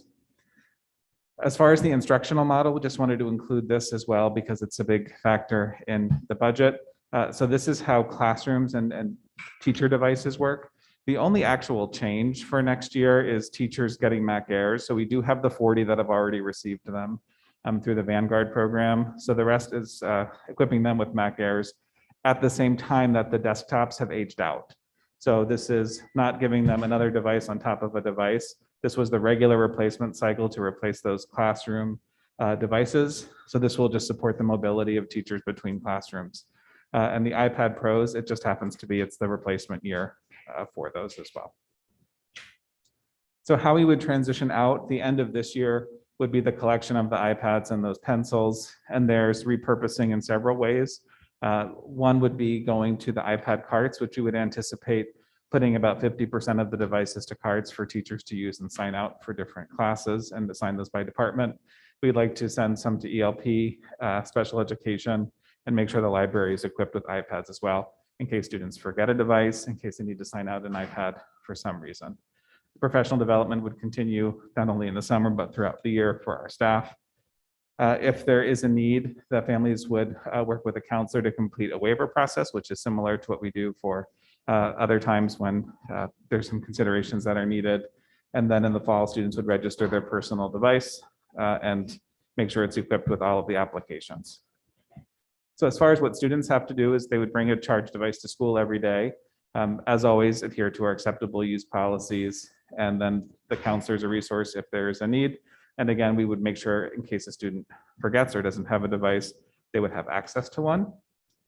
This is also included in your questions, but these are the minimum specs for the different devices. One of the reasons we do want to keep 50% of the devices at this time is the secure browsers are required for testing, and that will be SATs for the first time, as well as AP testing. Then when we have NGSS, we need to use the secure browser, and there is no option as of right now to not have a school issued device for those reasons. We did have a focus group in December. We had about between 40 and 50 teachers, and there were some takeaways that ended up reflecting not only, I don't want to say what we've speculated, but we have had some speculative conversations, but what we've heard from students, what we've seen from students, what we've heard teachers say, And then the data from the survey reflected this. So the big one that I think you saw when you looked over is just the inconsistent use of those devices. So that was a big determining factor for us. The technology integration itself, it's just shifted. And I will not say it's because of the pandemic, but that was an opportunity where we learned how to use technology very differently and very often to enhance learning. So we know some more there. Students are very fluent with devices, especially the devices that they've chosen to use. And one of the pieces that the teachers anticipated, or they reflected in their conversations with students, the kids wanted a bigger screen. So I'm going to use my laptop because the screen's bigger than what I have on my iPad. This group also included members of the technology committee, all the department chairs, and at least 2 members of each department that were considered heavy tech users by their department chairs. So this just demonstrates the number of survey responses. We had 928, which represents about a 65% return, which is a nice return for a survey. And this also shows that relatively we have a normal distribution across grade levels, so the data is representative. Here, this is just finding out if students had another personal device other than the iPad. And as you can see, 86% of students do. And interestingly, of those 86%, 72% bring their other device to school on a regular basis anyway. This just does the breakdown of that data by grade level, which is represented similarly. Here, one that stood out for me on the first graph all the way to the left, that I need to use my iPad for learning. So we have 34% of students that say, I don't use my iPad at all for learning. That number jumps out for me. And then when you look at what devices students do use, you can see that we're a heavy Mac user community. And this is when you do use your iPad, what do you use it for? So that 57% would be for schoolwork. And then again, another number that jumps out is 37%. So if we've issued 1,400 iPads and 37% of them are sitting on a shelf, that's not a number that we really want to see. There was an open question of why do I use another device? And these were the top responses from the data. So that, again, that preference for the larger screen, the laptop that works much better with the keyboard than when it's an accessory to an iPad, speed, and then use of iPad for notability only. Notability is not only a note-taking program, but it's a way to annotate documents. So has high student usage. So those are the highlights of the BYOD transition. Thank you, Mr. Tranberg. Appreciate that work and appreciate doing that survey and getting that information back to the board. I will open it up for board questions.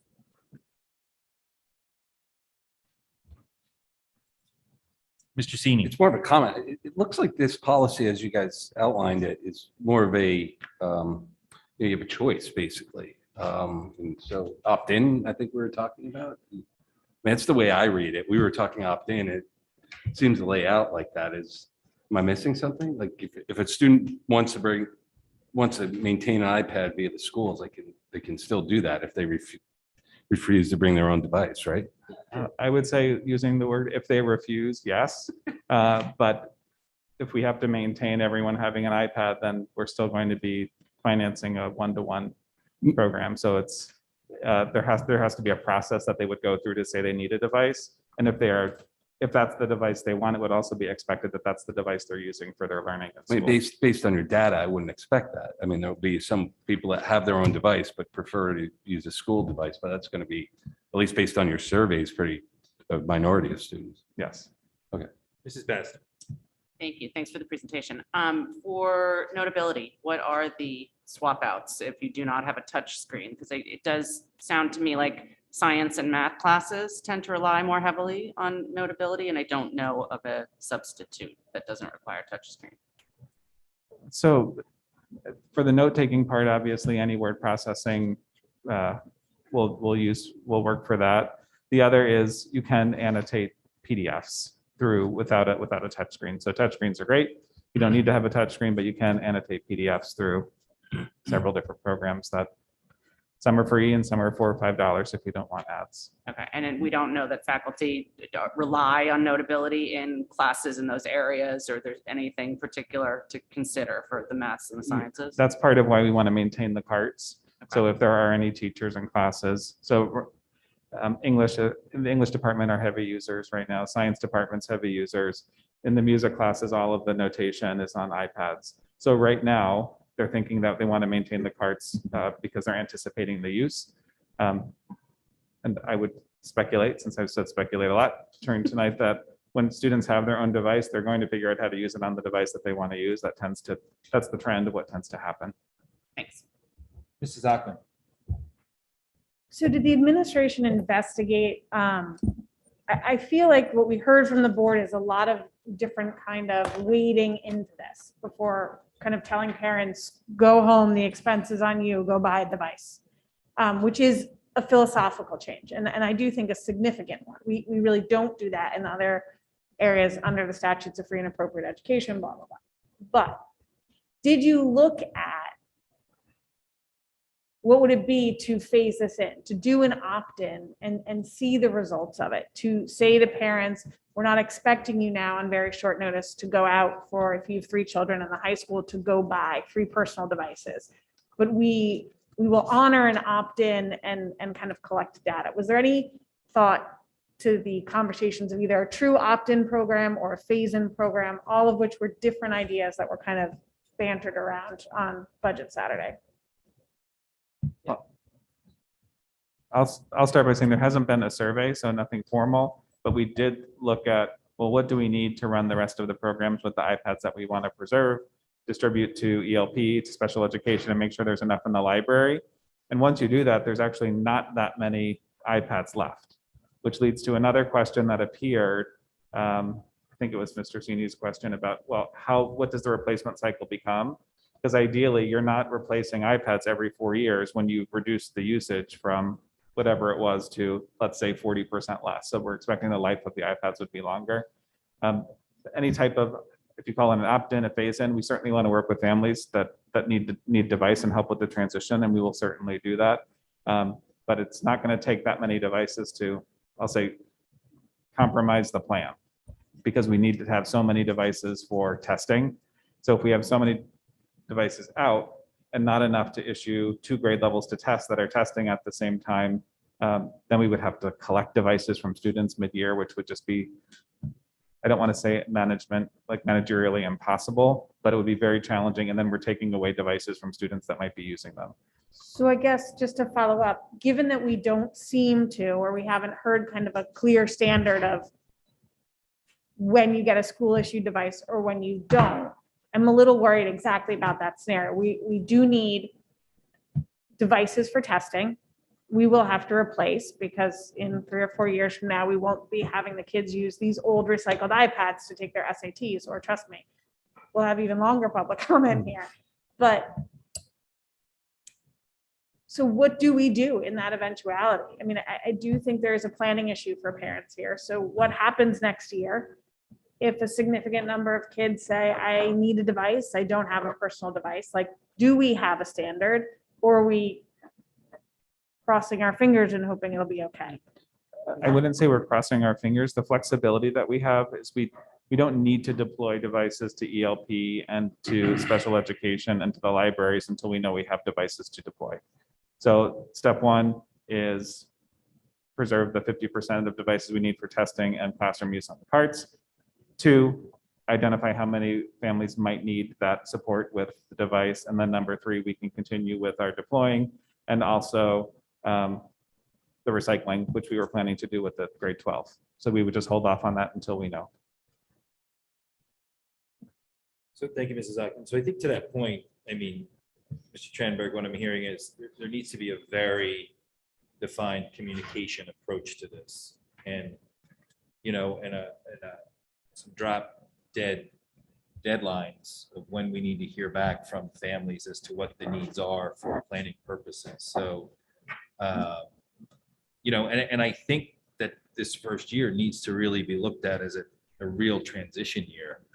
And over, you know, you may get people initially not wanting to bring their own device, but over time, when students see how everything's working in the schools, it continues to move toward bring your own device. But I think we have to be really careful about year one and how this transitions and the communication around it. Mrs. Klein. If I may just add some color to the notion of how iPads are used for special education. For instance, many of our SLPs prefer using iPads for some of the programs. Polo Quo is one of them that's used. Also, OT therapists also very often for handwriting purposes use iPads. If we have those available, it's something we would distribute and use, but it's not. It's for specific programs that we're able to run. Thank you, Mrs. Klein. Can I also clarify, sorry, we're not withholding devices from special education and ELP, because I think that's what you're trying to say. Also, I just want to be clear, there are devices and students have access to devices, so. Thank you, Mr. Tranberg. Mrs. Worm. I know I saw it in here, but now I can't find it, about having a purchasing agreement so that people can purchase. If that's the case, would it be up and running by before graduation? Only because I think that year is going to be a very popular graduation gift for 8th grade. Yeah, so I think what the board was whatever data we wanted to present, the specifications which we have there, and then that was the other question. So the staff is working with Apple for one, and we already have an agreement with, I think it's Apple at this point, and we're working with, I think it's Dell and maybe one other company to make sure that you could actually purchase it through that purchasing agreement and get So the there'll be benefit. more than just the one option. Correct, There'll be multiple. correct, yes, but Great. I fully anticipate those agreements being ready in time for, the spring, the end of the year. Especially for the Middlesex students graduating up. Mrs. Ackman. So I thought CPAC had an excellent question, again, on our budget Saturday. Like, what are the implications for assistive technology with this? What is our theory? I understand things are written in the IEPs, but I'm really struggling. I actually understand the financials of it and kind of love it. It helps our budget. What I'm struggling with is the theory on it.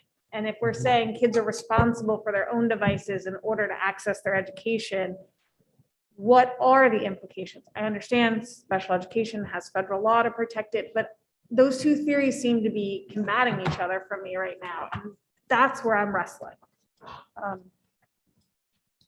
Anyone want to talk to me about how we have two different theories? The two theories of. There is a theory that is saying, what we are saying is you need a device as part of your educational experience in Darien schools.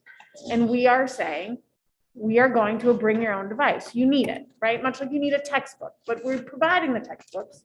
We've decided we are not providing the technology.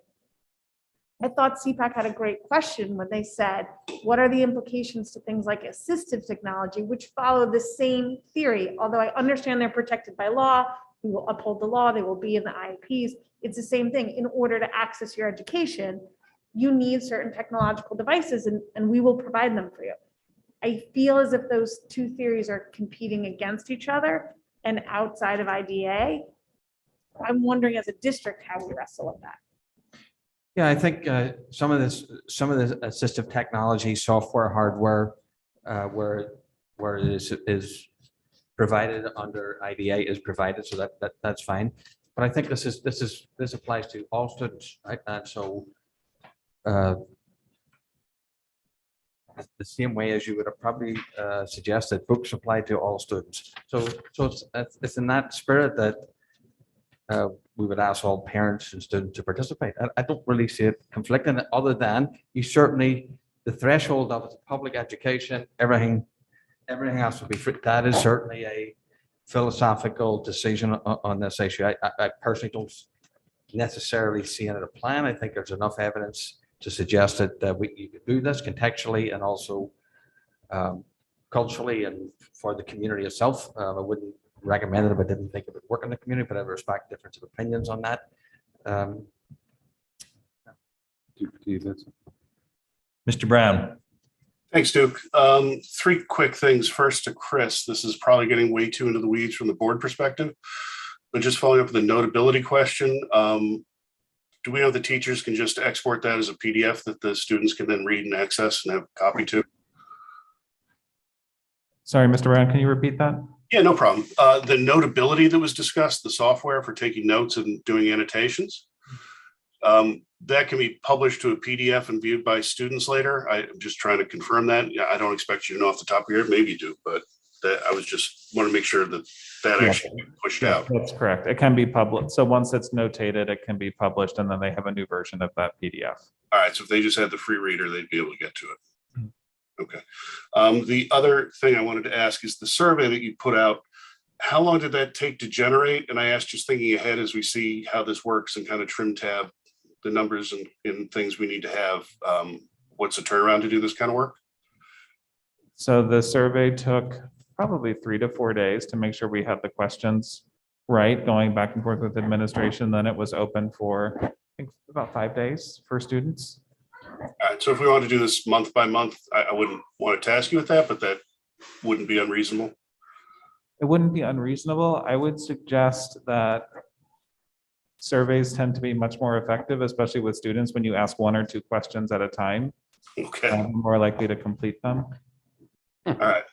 Fair I think enough. that's actually true. That's actually human behavior, not student behavior. It works for board members, I'd say. And then the only other question is, I was just thinking this conversation about providing access to tools and education. We have a dual hat here. We're also responsible to the taxpayers. And I think when you see this number here, the usage rate, we have to ask ourselves, if we're being faithful to the taxpayers as well. And this is not to you, Chris, it's just to the board. And I guess the thought there is, we had a long period where people were going to school online. We weren't providing internet connections for these people. That wasn't something we did. So we do have instances where we expect people to have technology or just have things day in, day out that, maybe when some of us at the table went to school wouldn't make sense or been excess, but now it's just kind of a given. So I'm not sure when we look at both groups we're responsible to how this isn't inappropriate. Thank you. Tranberg, so I guess this popped into my head around the survey. So did we do a survey of the 8th grade class to see where they're at? We did not, because the program is different. So they've had a device and they've not used iPads. So it would be hard to survey them on iPad usage, because we know they're using their Chromebooks. It's part of their programming in middle school. But iPad wouldn't, I'm not sure what insight that would give as far as us understanding iPad usage. I think it's more about understanding how comfortable they are with bringing their own device up to the high school, or would they be looking to get a device from the high school? So how many have a device types of questions. Yeah. I mean, that's a big component. You've got a whole class moving up to the high school. Do they understand that they may have the option to bring their own device or need a school device? How does that play out? Mr. Sini. So we're talking about providing devices, but I read question 1 and it says all students will be provided a device if they do not have one, right? So we're covering that. Those who are unable to purchase a device due to financial reasons will receive a school issued device, as will students who refuse to participate in the BYOD program. So we are providing devices for those who don't want that, or who can't afford them, or unable to purchase a device for some refuse, I guess. So I guess I think it's great. So it's, in my mind, it's an opt-in. I guess I'm struggling. Why would we hand out iPads if people don't use them? And that's what this survey was showing. I think it was 40%. I'm sorry. Yeah, 40% of students or less were using the iPad on a regular basis. So that's why I want to follow the superintendent's recommendation. So the survey and the survey from our students played out in line with the focus group, that we're just relatively in a different place now. And the investment has been well made over the years, but we're just in a different place. One of the things, if someone asked me, whatever they ask, like, why would you do one-to-one period, right? my answer to them would be for students to take more ownership for their learning. And that's actually what they're actually doing at the moment and saying to us, let us take more ownership for learning through our own devices now. I believe. Mrs. Ackman. So that's, the answer that Mr. Assini is reading is the exact question I'm trying to get at with Chris. So are we prepared? So we have 65% of students answered us. Of that 65%, 40% aren't using it. Are we fully prepared if we roll this out to hand a device to any child who shows up at school and says, I don't have a device? And if we are, then it is a true opt-in program and I'm comfortable. If we're going to say, no, show me your qualification for free and reduced lunch, or else you have to go get it on your own, I'm less comfortable because I just think it's such a drastic transition. And I understand we have a responsibility to taxpayers, but we rolled this program out since 2015 under the idea that we provide what's necessary for school. So what I just want to make sure is if a student shows up at school and says, my mom and dad are the meanest parents in the whole world and I don't have a device, right? They're Do we getting a have a device. device for They'll them? borrow, they will be able to borrow a device, yes. Okay. Now, I'm not calling, honestly, I'm not calling it an opt-in. I've spoken to several superintendents whose the system works pretty much the same. You go down to the library, you get, right? And it's not really considered an opt-in. Perhaps it's a wee bit semantic, but just calling it an opt-in, we will provide anybody who needs a device. If someone genuinely can't afford one, that is a wee bit different. Yeah, I'm just saying, are we asking that if someone can't provide it, or will we provide a device for someone who Yes, says, we will. I don't We have a will. device? Yes. So you're not necessarily gonna, if a student says they need a device, you're not necessarily gonna ask why, and go down the path of they can't afford it. It's just, I mean, if a parent comes like they do for a field trip or something and say, there's a process to deal with that particular case. So, okay, yeah. Mrs. Parent. Thank you. So you just used the word borrow in terms of, so if students, just going by your verbiage here, if, as well, students who refuse to participate in the BYOD program. So if I, being the meanest 8th grade parent on the planet, say to my 8th grader, sorry, I'm not buying you a device. And she shows up first day of freshman year, I need a device from the school. My mom's the meanest person ever. Will she have that third year, or will she have it for a day? If someone wants to borrow it for a day because they've forgotten it, or they just want to borrow it for a day, or their battery's dead or something else, they can borrow it for a day. If they want to borrow it for a semester, they can borrow it for a semester. Okay. Look, we're going to try and work with people in the transition of this, the same way as you're advocating, can you work with people because it's a tough transition? We will definitely, that's what we'll do. Mr. Maroney. And so I have two questions. One is, the first question was going to the question in the second sentence, after speaking to our peer district, that this is a model that is implemented. This is not a model that is implemented in those district, and the expectation that all students bring a device.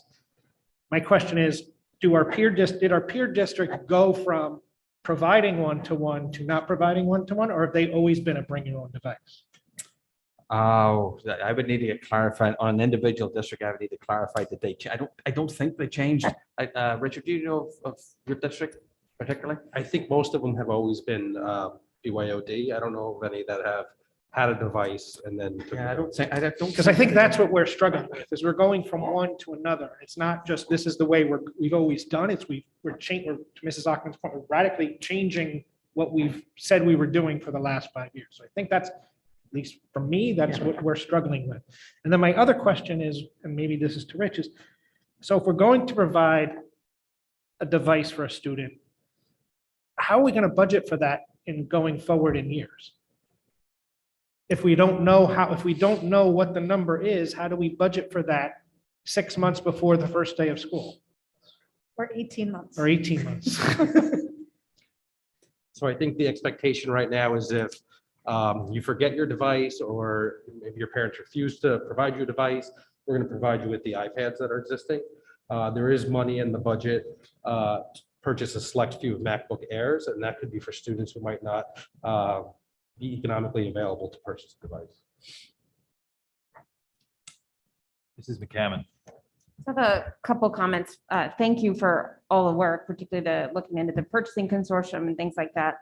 I agree that this is a change in program philosophy. I don't think it's inconsistent with how we approach public education. FAPE or free and public education is not a standard it's for special education or 504. It's not for what we use here. We do have things, or for the entire school system, excuse me, we do have things that we expect students to purchase. They have to purchase pencils and pens and folders and calculators. And so I think it is not without it's not completely unreasonable that students be allowed to purchase their own tools for education. And again, I've said, I think the data, I think just as a person, it's easier to not switch environments. And I think the data supports that. So that's my comment.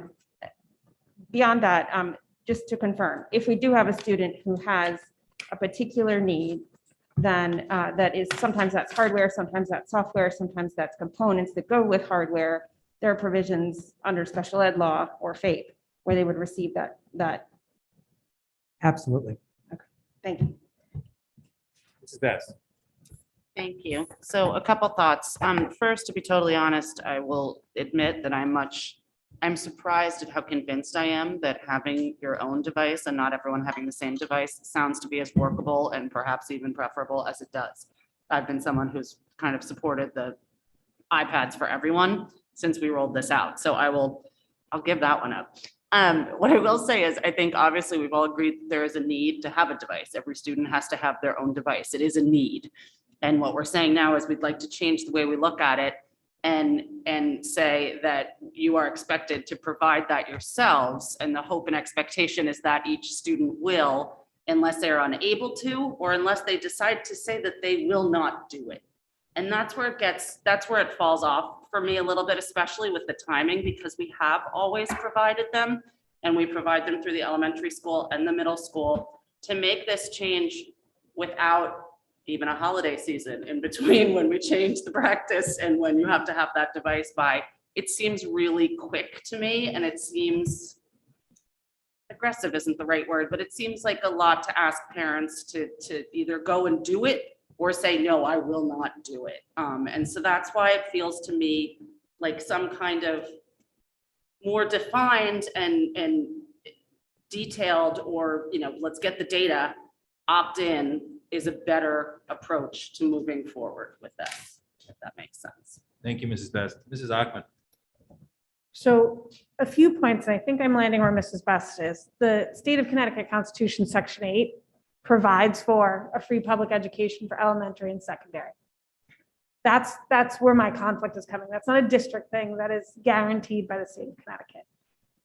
And we do ask parents to provide crayons and pencils and scissors and calculators, but we also budget for all those things. And we budget for them based on a long period of experience of kind of knowing, okay, we need 10 scientific calculators at the high school in case someone can't get them, doesn't have them, and has to take a test.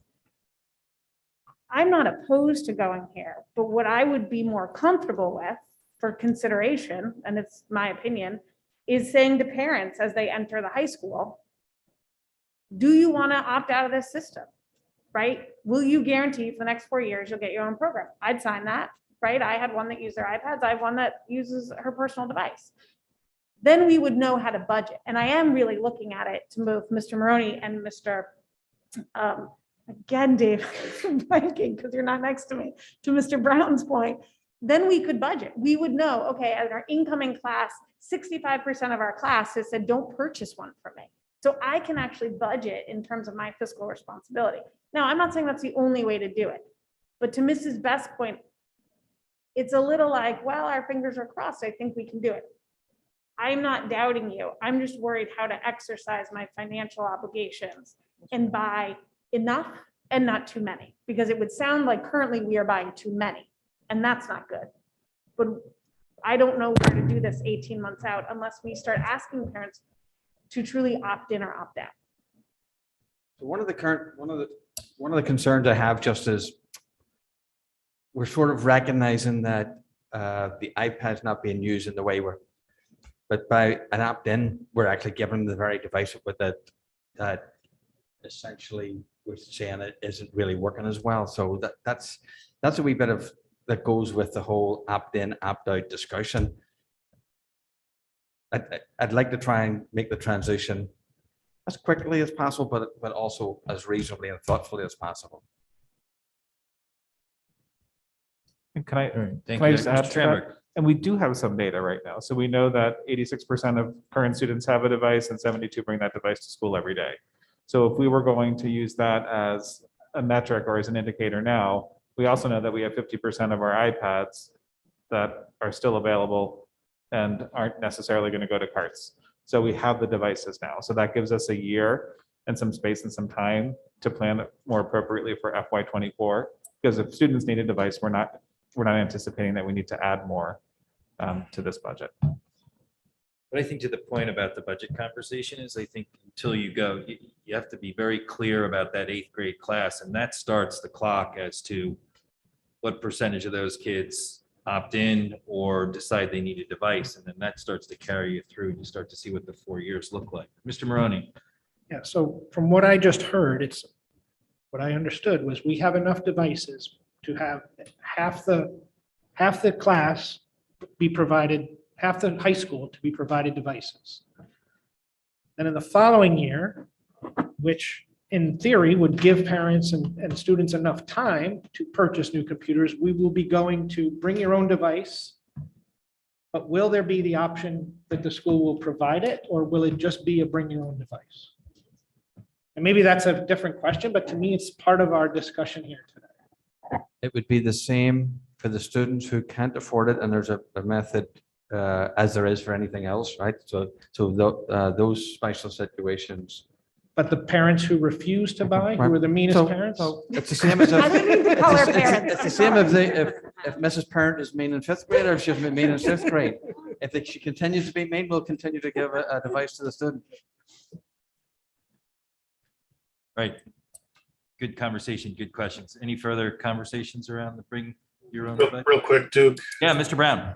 Chris, I just want to say thanks for running the survey. It's good to have the data here. I really appreciate it. And I think that as a board member, just a quick comment, I think that this process we've gone through, the board put in a policy, it didn't work. We had data that showed it didn't work, and we've had a conversation. Now we're realizing we need to make some changes. And I think that it's a great exercise. This has been for us to realize we get new data, we get new facts, and something we're doing doesn't work, then we should be able to go back and change it, which we're doing here. So I'm glad we went through this exercise. Thank you. Thank you, Mr. Brown. Does the board have any questions specific around the questions that were answered in the back of the deck? We're good? All right, thank you all. We will move on to public comment. Michelle, let me just tee up public comment, as we've had a lot of comments and questions about public comment. Excuse me. What? I can't hear you, John. Sorry. No. I've got something to say about public comment first. I think Michelle will go through her process, but I think it's important to just reiterate, and I think it's a good opportunity. And I spent some time even with our board council on this. So public comment's an important agenda item for the board, district, and community. It gives us the ability to hear from the public, and the option for Zoom for meetings has contributed to more people being involved. A professional, constructive, and respectful dialogue is how we listen and work together. The board has discussed how we make public comment more efficient with the goal of always listening. Reviewing some recent public comments and getting feedback from the board and the public, it seems like a good opportunity to review public comment. I've also reviewed this with board counsel, who agrees that we have a good public comment process. Many districts are looking at public comment, 3 minutes versus 2 minutes, to allow more public comment. The timing of public comment, beginning of meeting or end of meeting, or both. Many districts I've found only have one public comment. So we will continue to look at what's best for our community and district. Some reminders around public comment. Public comment is 3 minutes per person. You cannot speak for 3 minutes and look to speak again during the first public comment session, but you can speak at the end of the public meeting in the second session for an additional 3 minutes, should you choose to do so. Keep in mind that you are addressing the Board of Education with your public comments, nobody else. Board of Ed public comment should not be used to respond to or argue a point made by a person that has made a public comment. It is not a debate forum. Comments about other town committees or organizations should be made to those entities at their public meetings or public comment section of their meetings, should they have public comment. If your comments align with what has previously been said, you can acknowledge that with your name and address that you agree with comments that have been previously said that evening about the topics you agree with. Also, the Darien public comment should focus on the Darien Board of Ed agenda and programs and topics specific to the district and education. So I think that's a good reminder around public comment. And our goal, as always, is to listen, learn, and continue to move forward with what we hear from the public and many times over the last year from our students. So Michelle, with that, I'll turn it over to you, and we will start with, you can start your spiel, and then we'll turn it over to folks in the audience. Good evening. If you would like to speak, and this is for Zoom, if you would like to speak during public comment, please click the participants icon at the bottom of your Zoom screen. Next, click the raise hand option. You will notice a blue hand icon appear in the upper corner of your screen where your face, name, or number appears. When it is your turn to speak, the facilitator will identify you and announce that you are unmuted for public comment. Once recognized and unmuted, please state your name and address. You will have up to 3 minutes to comment. For Thank people you, in Michelle. person, the chair will identify you. So we'll start with our friends in the audience. Anyone who would like to speak, please come up to the podium. Okay, I'll come back to public. Michelle, we'll go to Zoom land. Okay. Miss Julia Geisen, you are unmuted and recognized. Hi, it's Julia Geeson. Thank you. I'm at 1 Walmsley. I just have a question in regard to bring your own device. Has the board or anyone else for that matter had a conversation about if there needs to be controls, right, to put into place from students bringing maybe, having unauthorized apps or, I don't want to say this, but like bringing pornography or anything like that, that they could share at school and would take away from, the education and learning session? So thank you for your question. Stefan Amrali, you are unmuted and recognized. Good evening. My name is Stefan Amrali. I live at 531 Hall 3 Ridge Road. I have 4 children in the school district, and my comment is mostly about open choice. I want to just start by saying I was born in Alexandria, Egypt myself, and I'm very much for diversity. However, the mission of the school board in Darien is to serve the residents of Darien and the citizens of Darien. As I look through the numbers about the cost of the new students, I don't see it, the indirect costs adding up to the numbers that we've seen so far. There's a lot of indirect non-fixed costs associated with that. And the concern is also what the impact that might have on our school district from bringing students from other schools, whether that's in high school, elementary school. Darien is a beautiful community, and we've been living in Darien for about 5 years now. We came from out in the Hamptons and Quogue, and a lot of Darien families that have homes out in the Hamptons. And we lived in what used to be the best school district out in the Hamptons. And they have instituted, the Quogue School District directly, instituted a similar program where they can tuition in school students from other school districts. The school was rated 2 out of 10, 9 out of 10 in terms of the quality of the school. After they started this program, they've lost a lot of students in the program, and a lot of people moved out of the town, and the school's now rated 6 out of 10. Darien has a deep history and heritage in being a community and a destination town for education. That's the reason why we're here. And I fear the impact on the program will have on Darien itself might be far greater than has been implied through all the conversations and that we've heard tonight. And that's all I have to say. Thank you very much for speaking. Catherine Bailey, you are unmuted and recognized. Catherine, can you hear us? We can't hear you. Just a second. Good. Yes, I can hear you now. Go ahead. Thank you. Hi. I'm a person of color, and I believe that this program is detrimental to Darien. I feel as though I'm all for diversity, and while the state says that it offers $3,000 per student, the fact is that the annual cost for Darien students is $23,000. I'm concerned about the additional $20,000 per student that the district might be not paying for. Also, I've been in town for 9 years and I've seen class sizes increase, and we all know that instruction suffers with larger class sizes. This program, I think, would hurt Darien students by increasing class size. And I think English as a second language students are not ideal candidates for this program because entry into the Darien schools offers less support, as their home districts would probably have greater ESL support and experience and would cost Darien more money. I also have concerns that non-disadvantaged families will exploit this program for disadvantaged families, and wondering what tests are being done to make sure that that doesn't happen. While I would love for all students to be in great schools, we have paid a premium to live in Darien because of the schools. It seems unfair to let students into the school when we weren't afforded that luxury. Thanks so much. 5 Spring Grove Street, Darien. Thank you for Sorry, speaking. can you repeat your address? I couldn't hear you. Sorry. 5 Spring Grove Street. Thank you. Alicia Skinner, you are unmuted and recognized. Thank you. Alicia Skinner, Cliff Avenue. Look, I'm not sure why this year in particular, we've decided to propose a program like Open Choice.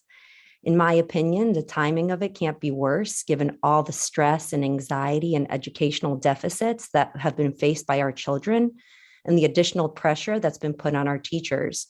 The main priority right now should be making sure that all of our children are back in a proper classroom and in a normal setting. Darien has not shown any decrease in school enrollment in recent history. The current budget does not project a decline in the student population. If anything, our enrollment is likely to rise. We have been discussing that on this call, that there's currently 280 or 300 apartments in construction or soon to be in construction. We do not yet know how many of the residents that are moving in to these buildings will have children, what ages those children are. How can we commit to take on kids from another district when we don't even know if we have the space in our classrooms for our kids? The Board of Education members are elected to serve us first, the Darien residents, the taxpayers, and our children. With each student that Darien takes on from Norwalk, we are making a 13-year commitment, okay? Let that sink in. This is not something that we are just piloting for a year. If we take on a child, we are committed to that child for 13 years. And I don't see how we can commit to taking on children right now, given all the new construction in town and the other unknowns. And lastly, I think if the main goal of Open Choice is purely to help diversity statistics, then we should not ignore the path that we are on as a town. I'm an immigrant from Poland. There are many immigrants in this town from Poland, Russia, Ukraine, Morocco, Austria. I think we heard some other callers today. Do not overlook us. We represent a wide range of countries, different ethnic backgrounds, different religions, different cultures. This town is indeed becoming more diverse every year. And certainly it's become more diverse since I moved here 8 years ago. And I think it will be even more diverse in 8 years' time when the construction projects are completed. And that's a wonderful thing. Why? Because it's a natural evolution. It is done organically. So again, I think the message for this board is to please focus on our children before you take on a commitment to other children through this Open Choice program. Thank you. Thank you for your comments this evening. Katie V, you are unmuted and recognized. Katie, can you hear us? Yes, can you hear me? Go ahead. Thank you. Yes, my name is Katie Vanovich. I live at 118 Hecker. I have 4 children in 3 different schools, 1 in 9th, 1 in 7th, and 2 in 3rd grade. I just felt the need to comment on the BYOD program. I appreciate the detail and the discussion this evening. It didn't exactly give me comfort. Since the first budget meeting in which this was discussed a few weeks ago, I'm glad to hear there's consideration for students to not participate in the program, although I do not particularly like the wording of refuse. My students have always used the school issued devices and we don't have access to another device in our home. So admittedly, I was quite shocked when I first heard of it. As far as I'm aware, it's my understanding that my children in high school and middle school can't function in the classroom or at home with homework without a device. So it is clearly an absolutely essential part of their public school education. That might not have been the case several years ago when a device was a nice to have item, but considering a device is now fundamental, I don't understand how the district could even consider the possibility of not providing a device. A pencil and a device are not the same thing. What I'm hearing from this program is that our free public education may come with a significant cost. I can understand budget needs. I fully support that if it is a waste of budget for every student to be automatically provided a device, then don't issue a device for every student. However, for those of us who have students who do use their school issued device, who do not have other devices at home, I would strongly request that you do not impact our public school education by implementing a significant financial hurdle. Thank you. Thank you for your comments this evening. Val Ortel, you are unmuted and recognized.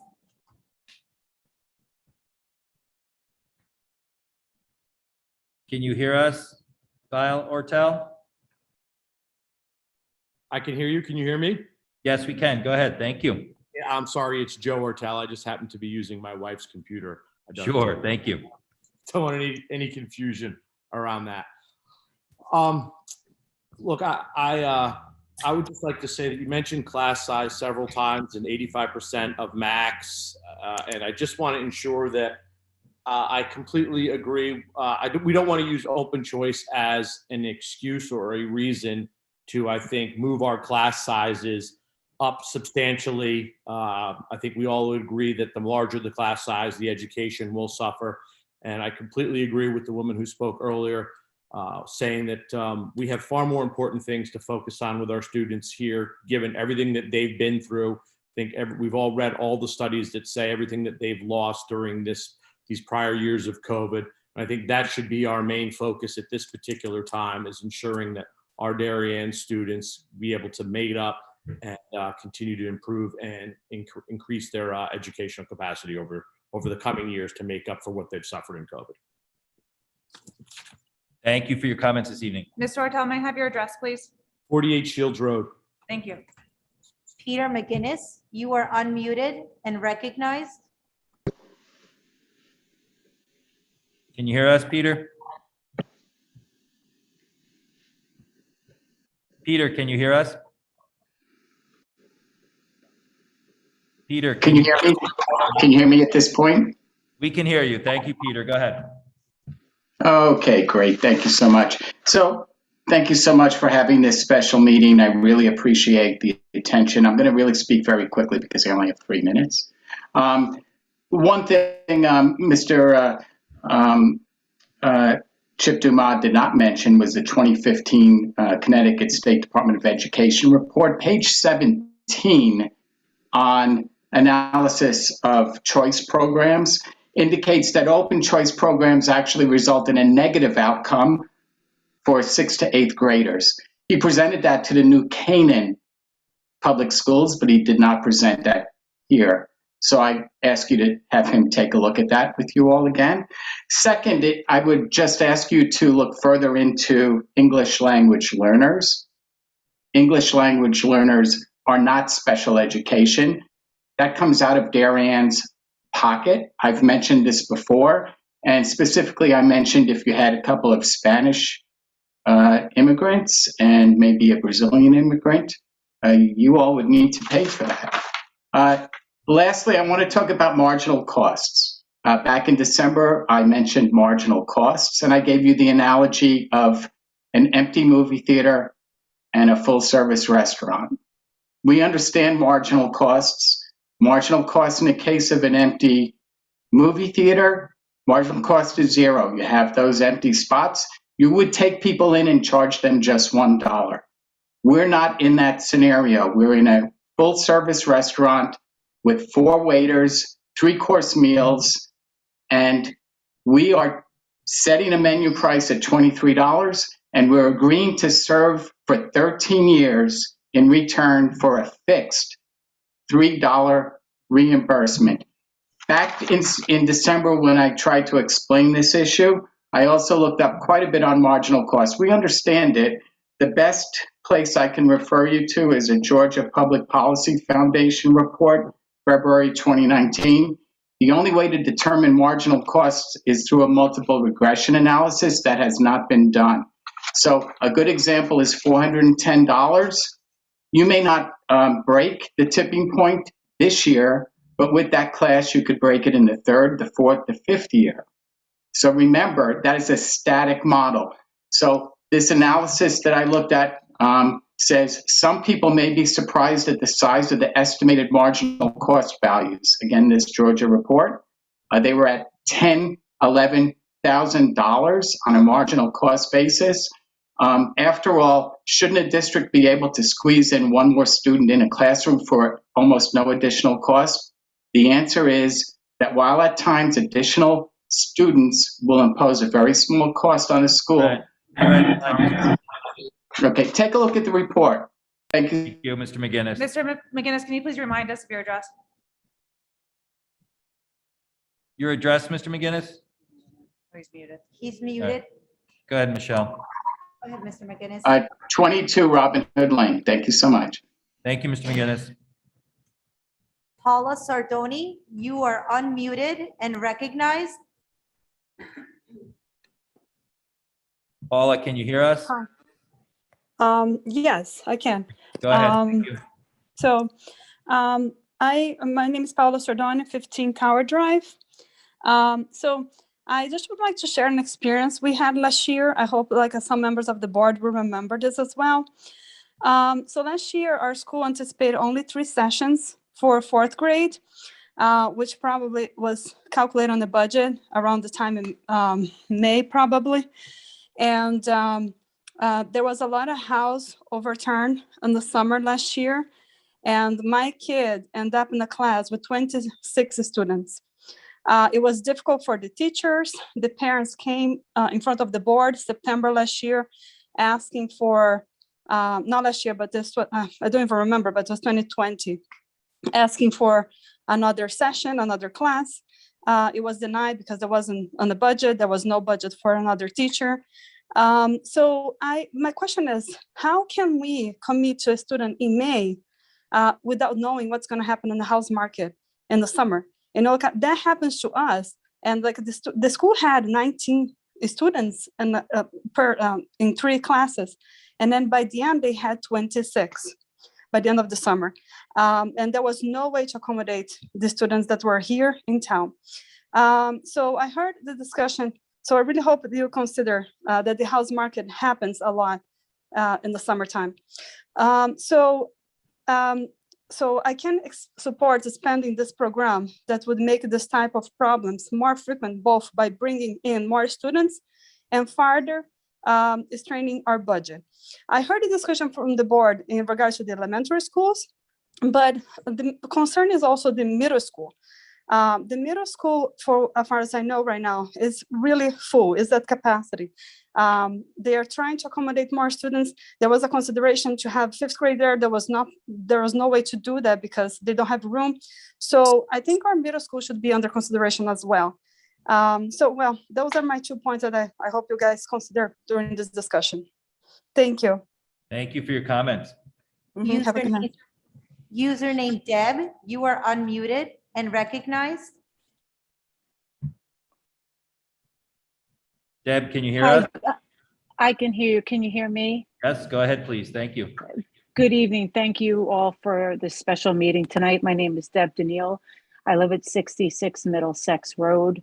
I have 3 children, each one in the elementary, one in the middle school, and one in the high school. I'm a 22-year resident here in Darien, and I agree with a lot of the callers that I've already heard about the diversity in this town differing over the past 22 years that I've lived here. But I want to address a couple of things about the open choice. First and foremost, I have read 2 studies online or 2 published papers online about one first in Good Morning Wilton, talking about the Westport school districts and the allocated funds that are given by the state, and then those that are actually spent by the school district, and we're talking a substantial amount of money in the difference. They're saying 2,900 per student is what they're giving back. And they're also saying that the average cost per student is 22,000, which is a total net cost for Westport at $1.2 million. That's a very large number. I'd also like to address the fact that you talked about Fairfield and expanding their program.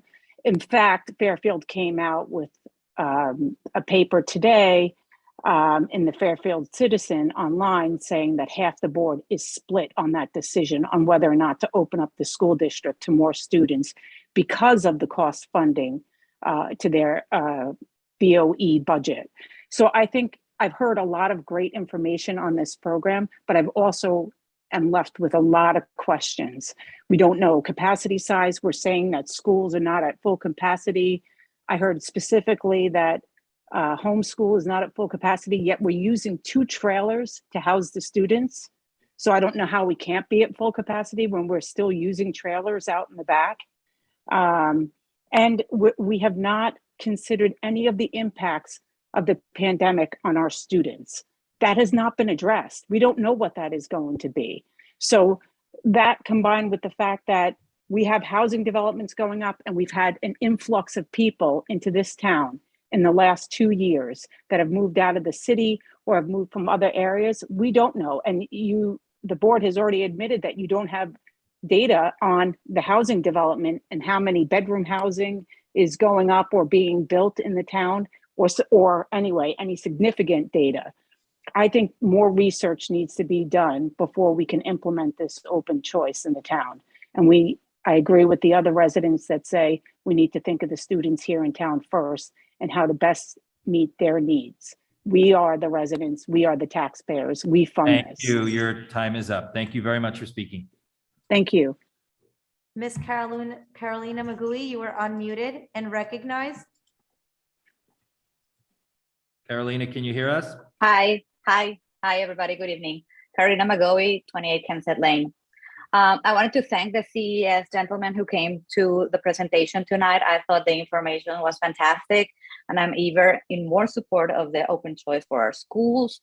I have 2 children who arrive as ESLs, not to this district, but to different countries as kindergartners, and you would be surprised how easily my children learn Portuguese and Spanish when we move to those respective countries. And I just want to say, I'm quite surprised about a lot of the comments about the racial divides in town. And I do think we're listening to our children by bringing this program to town. They're screaming and have come to our meetings to tell us how much they need people that are different. So we become a more open and accepting school system. So I'm totally pro open choice. Thank you. Have a good evening. Thank you very much for speaking this evening. Nicholas Lalarge, you are unmuted and recognized. Yes, hi, can you hear me? Yes, we can, Nicholas. Thank you. That's great, thank you. Nicholas, could you just give your last name and your address, please? Yes, Nicholas Lalarge, 17 Wilson Ridge Road. Thank you. So I'd like to make a comment about the open choice, and I do have a question about the process to Dr. Adley and the Board of Education. I'll start by saying that I'm originally from France, and I moved to Darien 12 years ago, bringing some diversity to the town of Darien. As a parent with 3 kids in Darien school system, 2 in elementary and 1 in middle school, I disagree with the open choice initiative for Darien for the following reasons.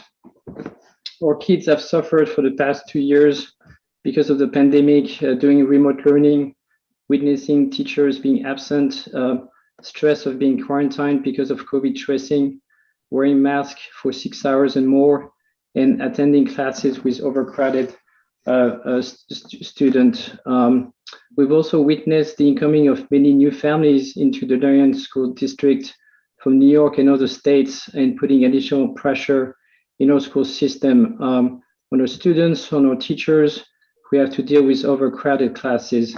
So my view is that we should focus on our resources and energy to the education of the current student in Darien instead of increasing Darien schools to other districts. Where would we want to implement open choice now?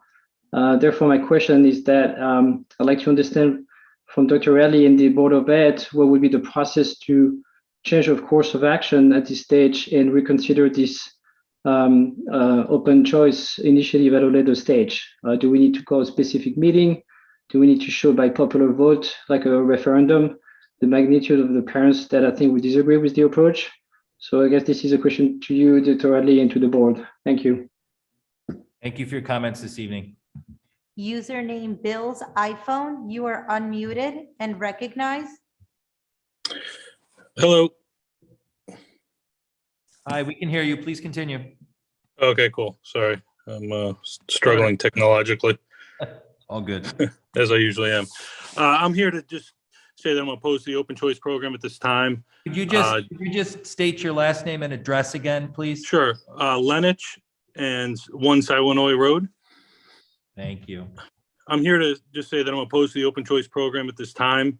Dr. Adley's already testified to the state of Connecticut explaining that the school budget when he was a super up in the Granby schools didn't work. And he had to cut existing programs to make it work then. The numbers didn't work then. They don't work now. I think he said he needed $10,000 per student per year back in 2009. I heard Mr. Nyquist say we'll never be guaranteed any funding from the state going forward as well. I hope is not a strategy going forward here. And I hope Dr. Adley's experience with this program informs the board. Meanwhile, in Darien, 4 of 5 grammar schools are still using trailers to school our children. Kids are eating lunch in hallways. Kids are staying in their classrooms to eat lunch. The social distancing decisions have completely upended our school's social and emotional learning. That should really be the priority moving forward. When we have inevitable budget shortfalls, which programs will be the first to be cut? The board should identify these ahead of time. We deserve to know exactly which programs are inferior to open choice. I've signed a petition against this program with another 900 plus town residents and parents, and I urge you all to please listen. I've said in the past, good intentions are admirable, but we are lacking data and we're lacking some perspective, I think. Open choice is not the right choice. Thank you. Thank you for speaking this evening. Karen Cummings, you are unmuted and recognized. Karen, can you hear us? Yes. Hi, how are you? Good. Your full name and address, please. Thank you. Hi. Yes, my name is Karen Cummins. I live at 19 Point of Woods Road South, and I have 2 kids in the Darien School District. I am here to advocate for the open choice program in Darien. I believe this program will benefit both Darien students and up to 16 Norwalk families who don't have access to the excellent public schools we enjoy here in Darien. I did read Dr. Adley's document before this meeting. Based on that thorough analysis, based on all of the great questions that the board asked tonight and the answers that were given, and particularly the fact that this program offers tremendous flexibility, year-to-year analysis, even with 16 potential kids coming in for the next 13 years.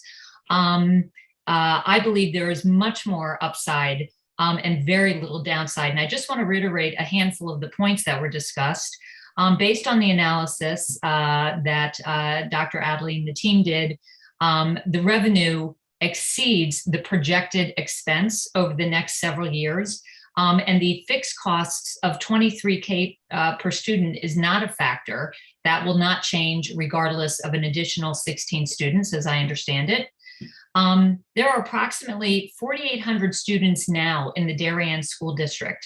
We are talking about adding up to 16 open choice students, which is 0.003% of our student body.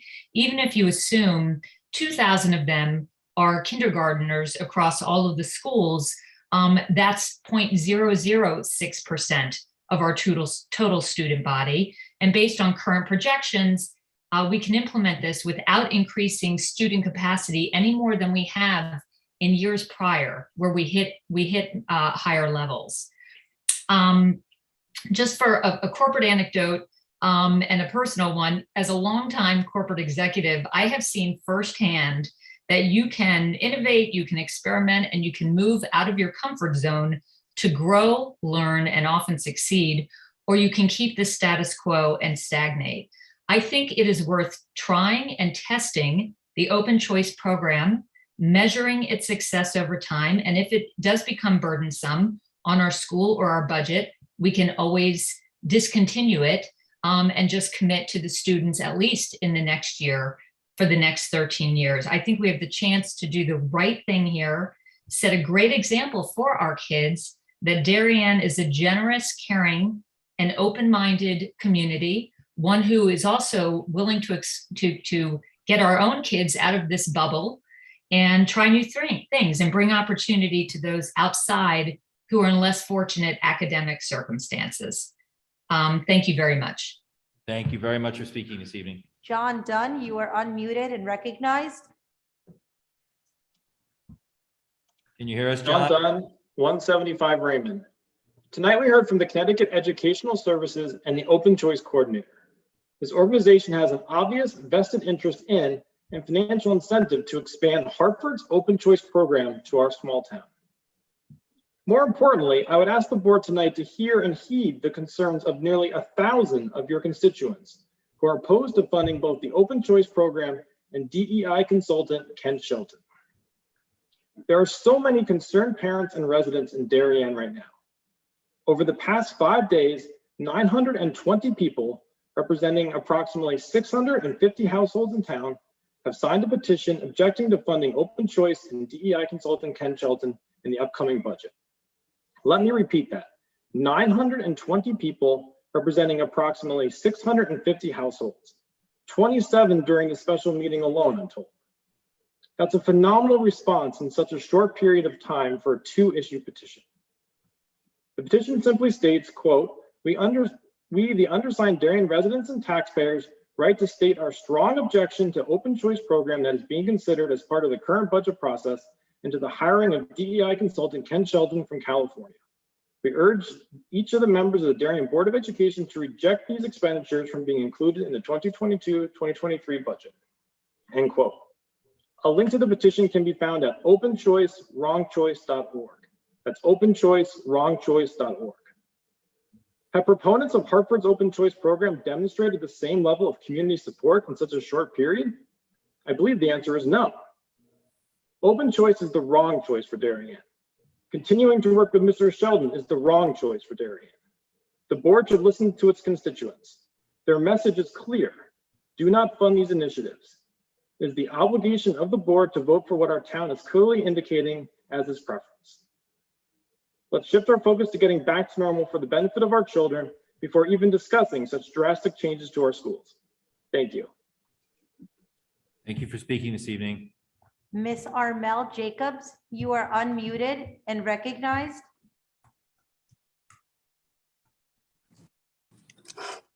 Can you hear Hi, us? so Armel is actually my wife. My name is Scott Vitsoon. I live at 12 Fitz Avenue, and we have a kindergartner and a 2-year-old. I wanted to start off by saying thank you to Mr. Nyquist for taking the time at the beginning of the meeting. I think he gave some very clear and concise, direct answers to a lot of the kind of nebulous fears and misinformation, I think, going around about the Open Choice program. And a couple of points I wanted to reiterate. Number one being Darien controls how many kids go in. We're not making a commitment to accept 16 years this year, or 16 kids every year.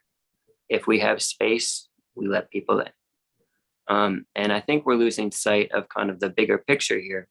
What we're talking about is giving families and children from underprivileged areas the opportunity at a better education.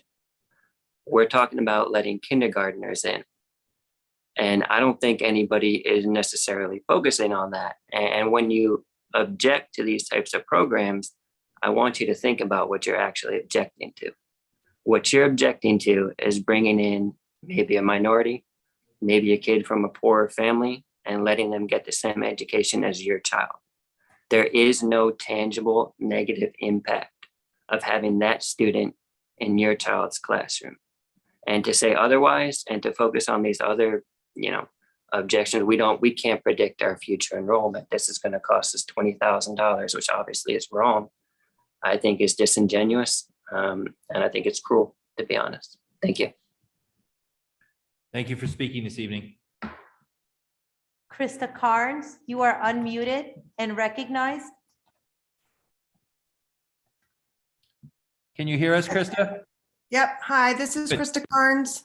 I'm at 40 Fitch Avenue. I just want to echo, first, Mr. Dean, thank you very much for clarifying the ground rules of the public comment. I think that was really helpful in order to sort of keep us on focus. I do think that the presentation tonight was very clear. I think it was very thorough. I think as a board, you guys were very deliberative, and I applaud you for doing that. I think some of the commenters tonight came with preconceived comments, and I don't know if they took the opportunity to truly listen. So I think Ms. Cummins had some excellent points, as did Mr. Witham. This is an opportunity for us to be better. This is an opportunity for us to put our trust in you as a board to manage this program, because it's not only the right thing to do, but it's going to make our students better. There's plenty of research that shows that diversity in all its forms helps academic performance. It helps teams work better in the workplace. There's a lot out there. So make a measured approach, use your best judgment. This is something that can be managed year upon year, and I think we would all be better for it. Thank you. Thank you for speaking this evening. There are no more raised hands at this time. Okay, thank you, Michelle. I'll go back real quickly to our folks in-house.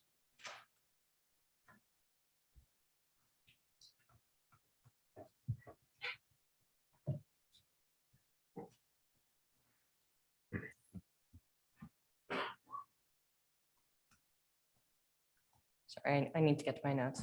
My name is Natasha Tomai. I live at 6 McLaren Road South.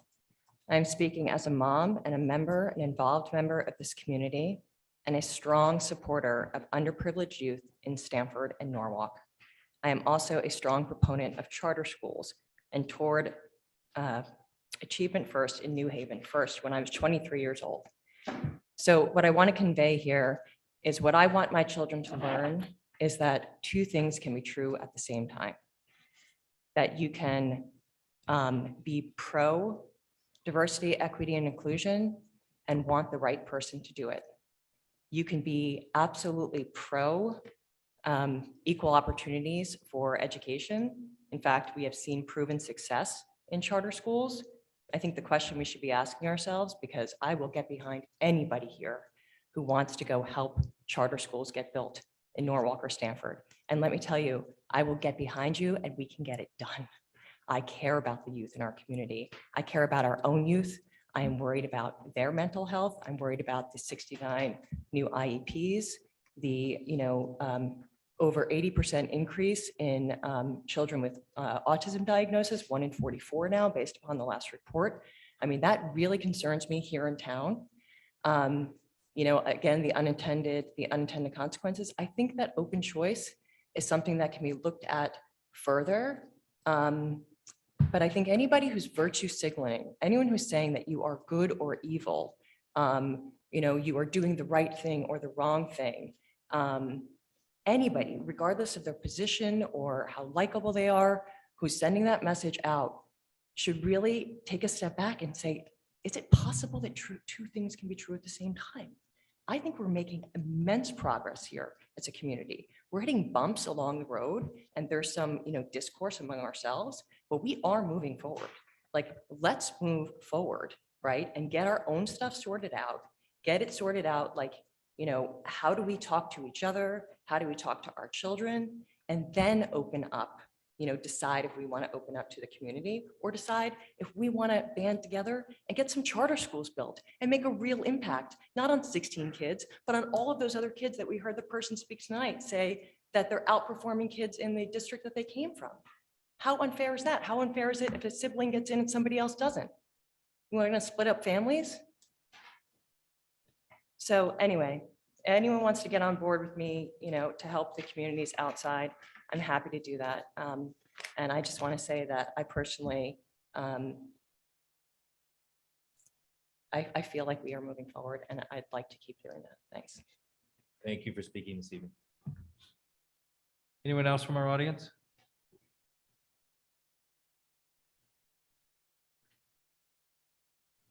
We have a Katie- new, I'm sorry. Go right ahead. Katie Loveland, 24 Maplewood Drive. Just one question for right now regarding the one-to-one versus BYOD.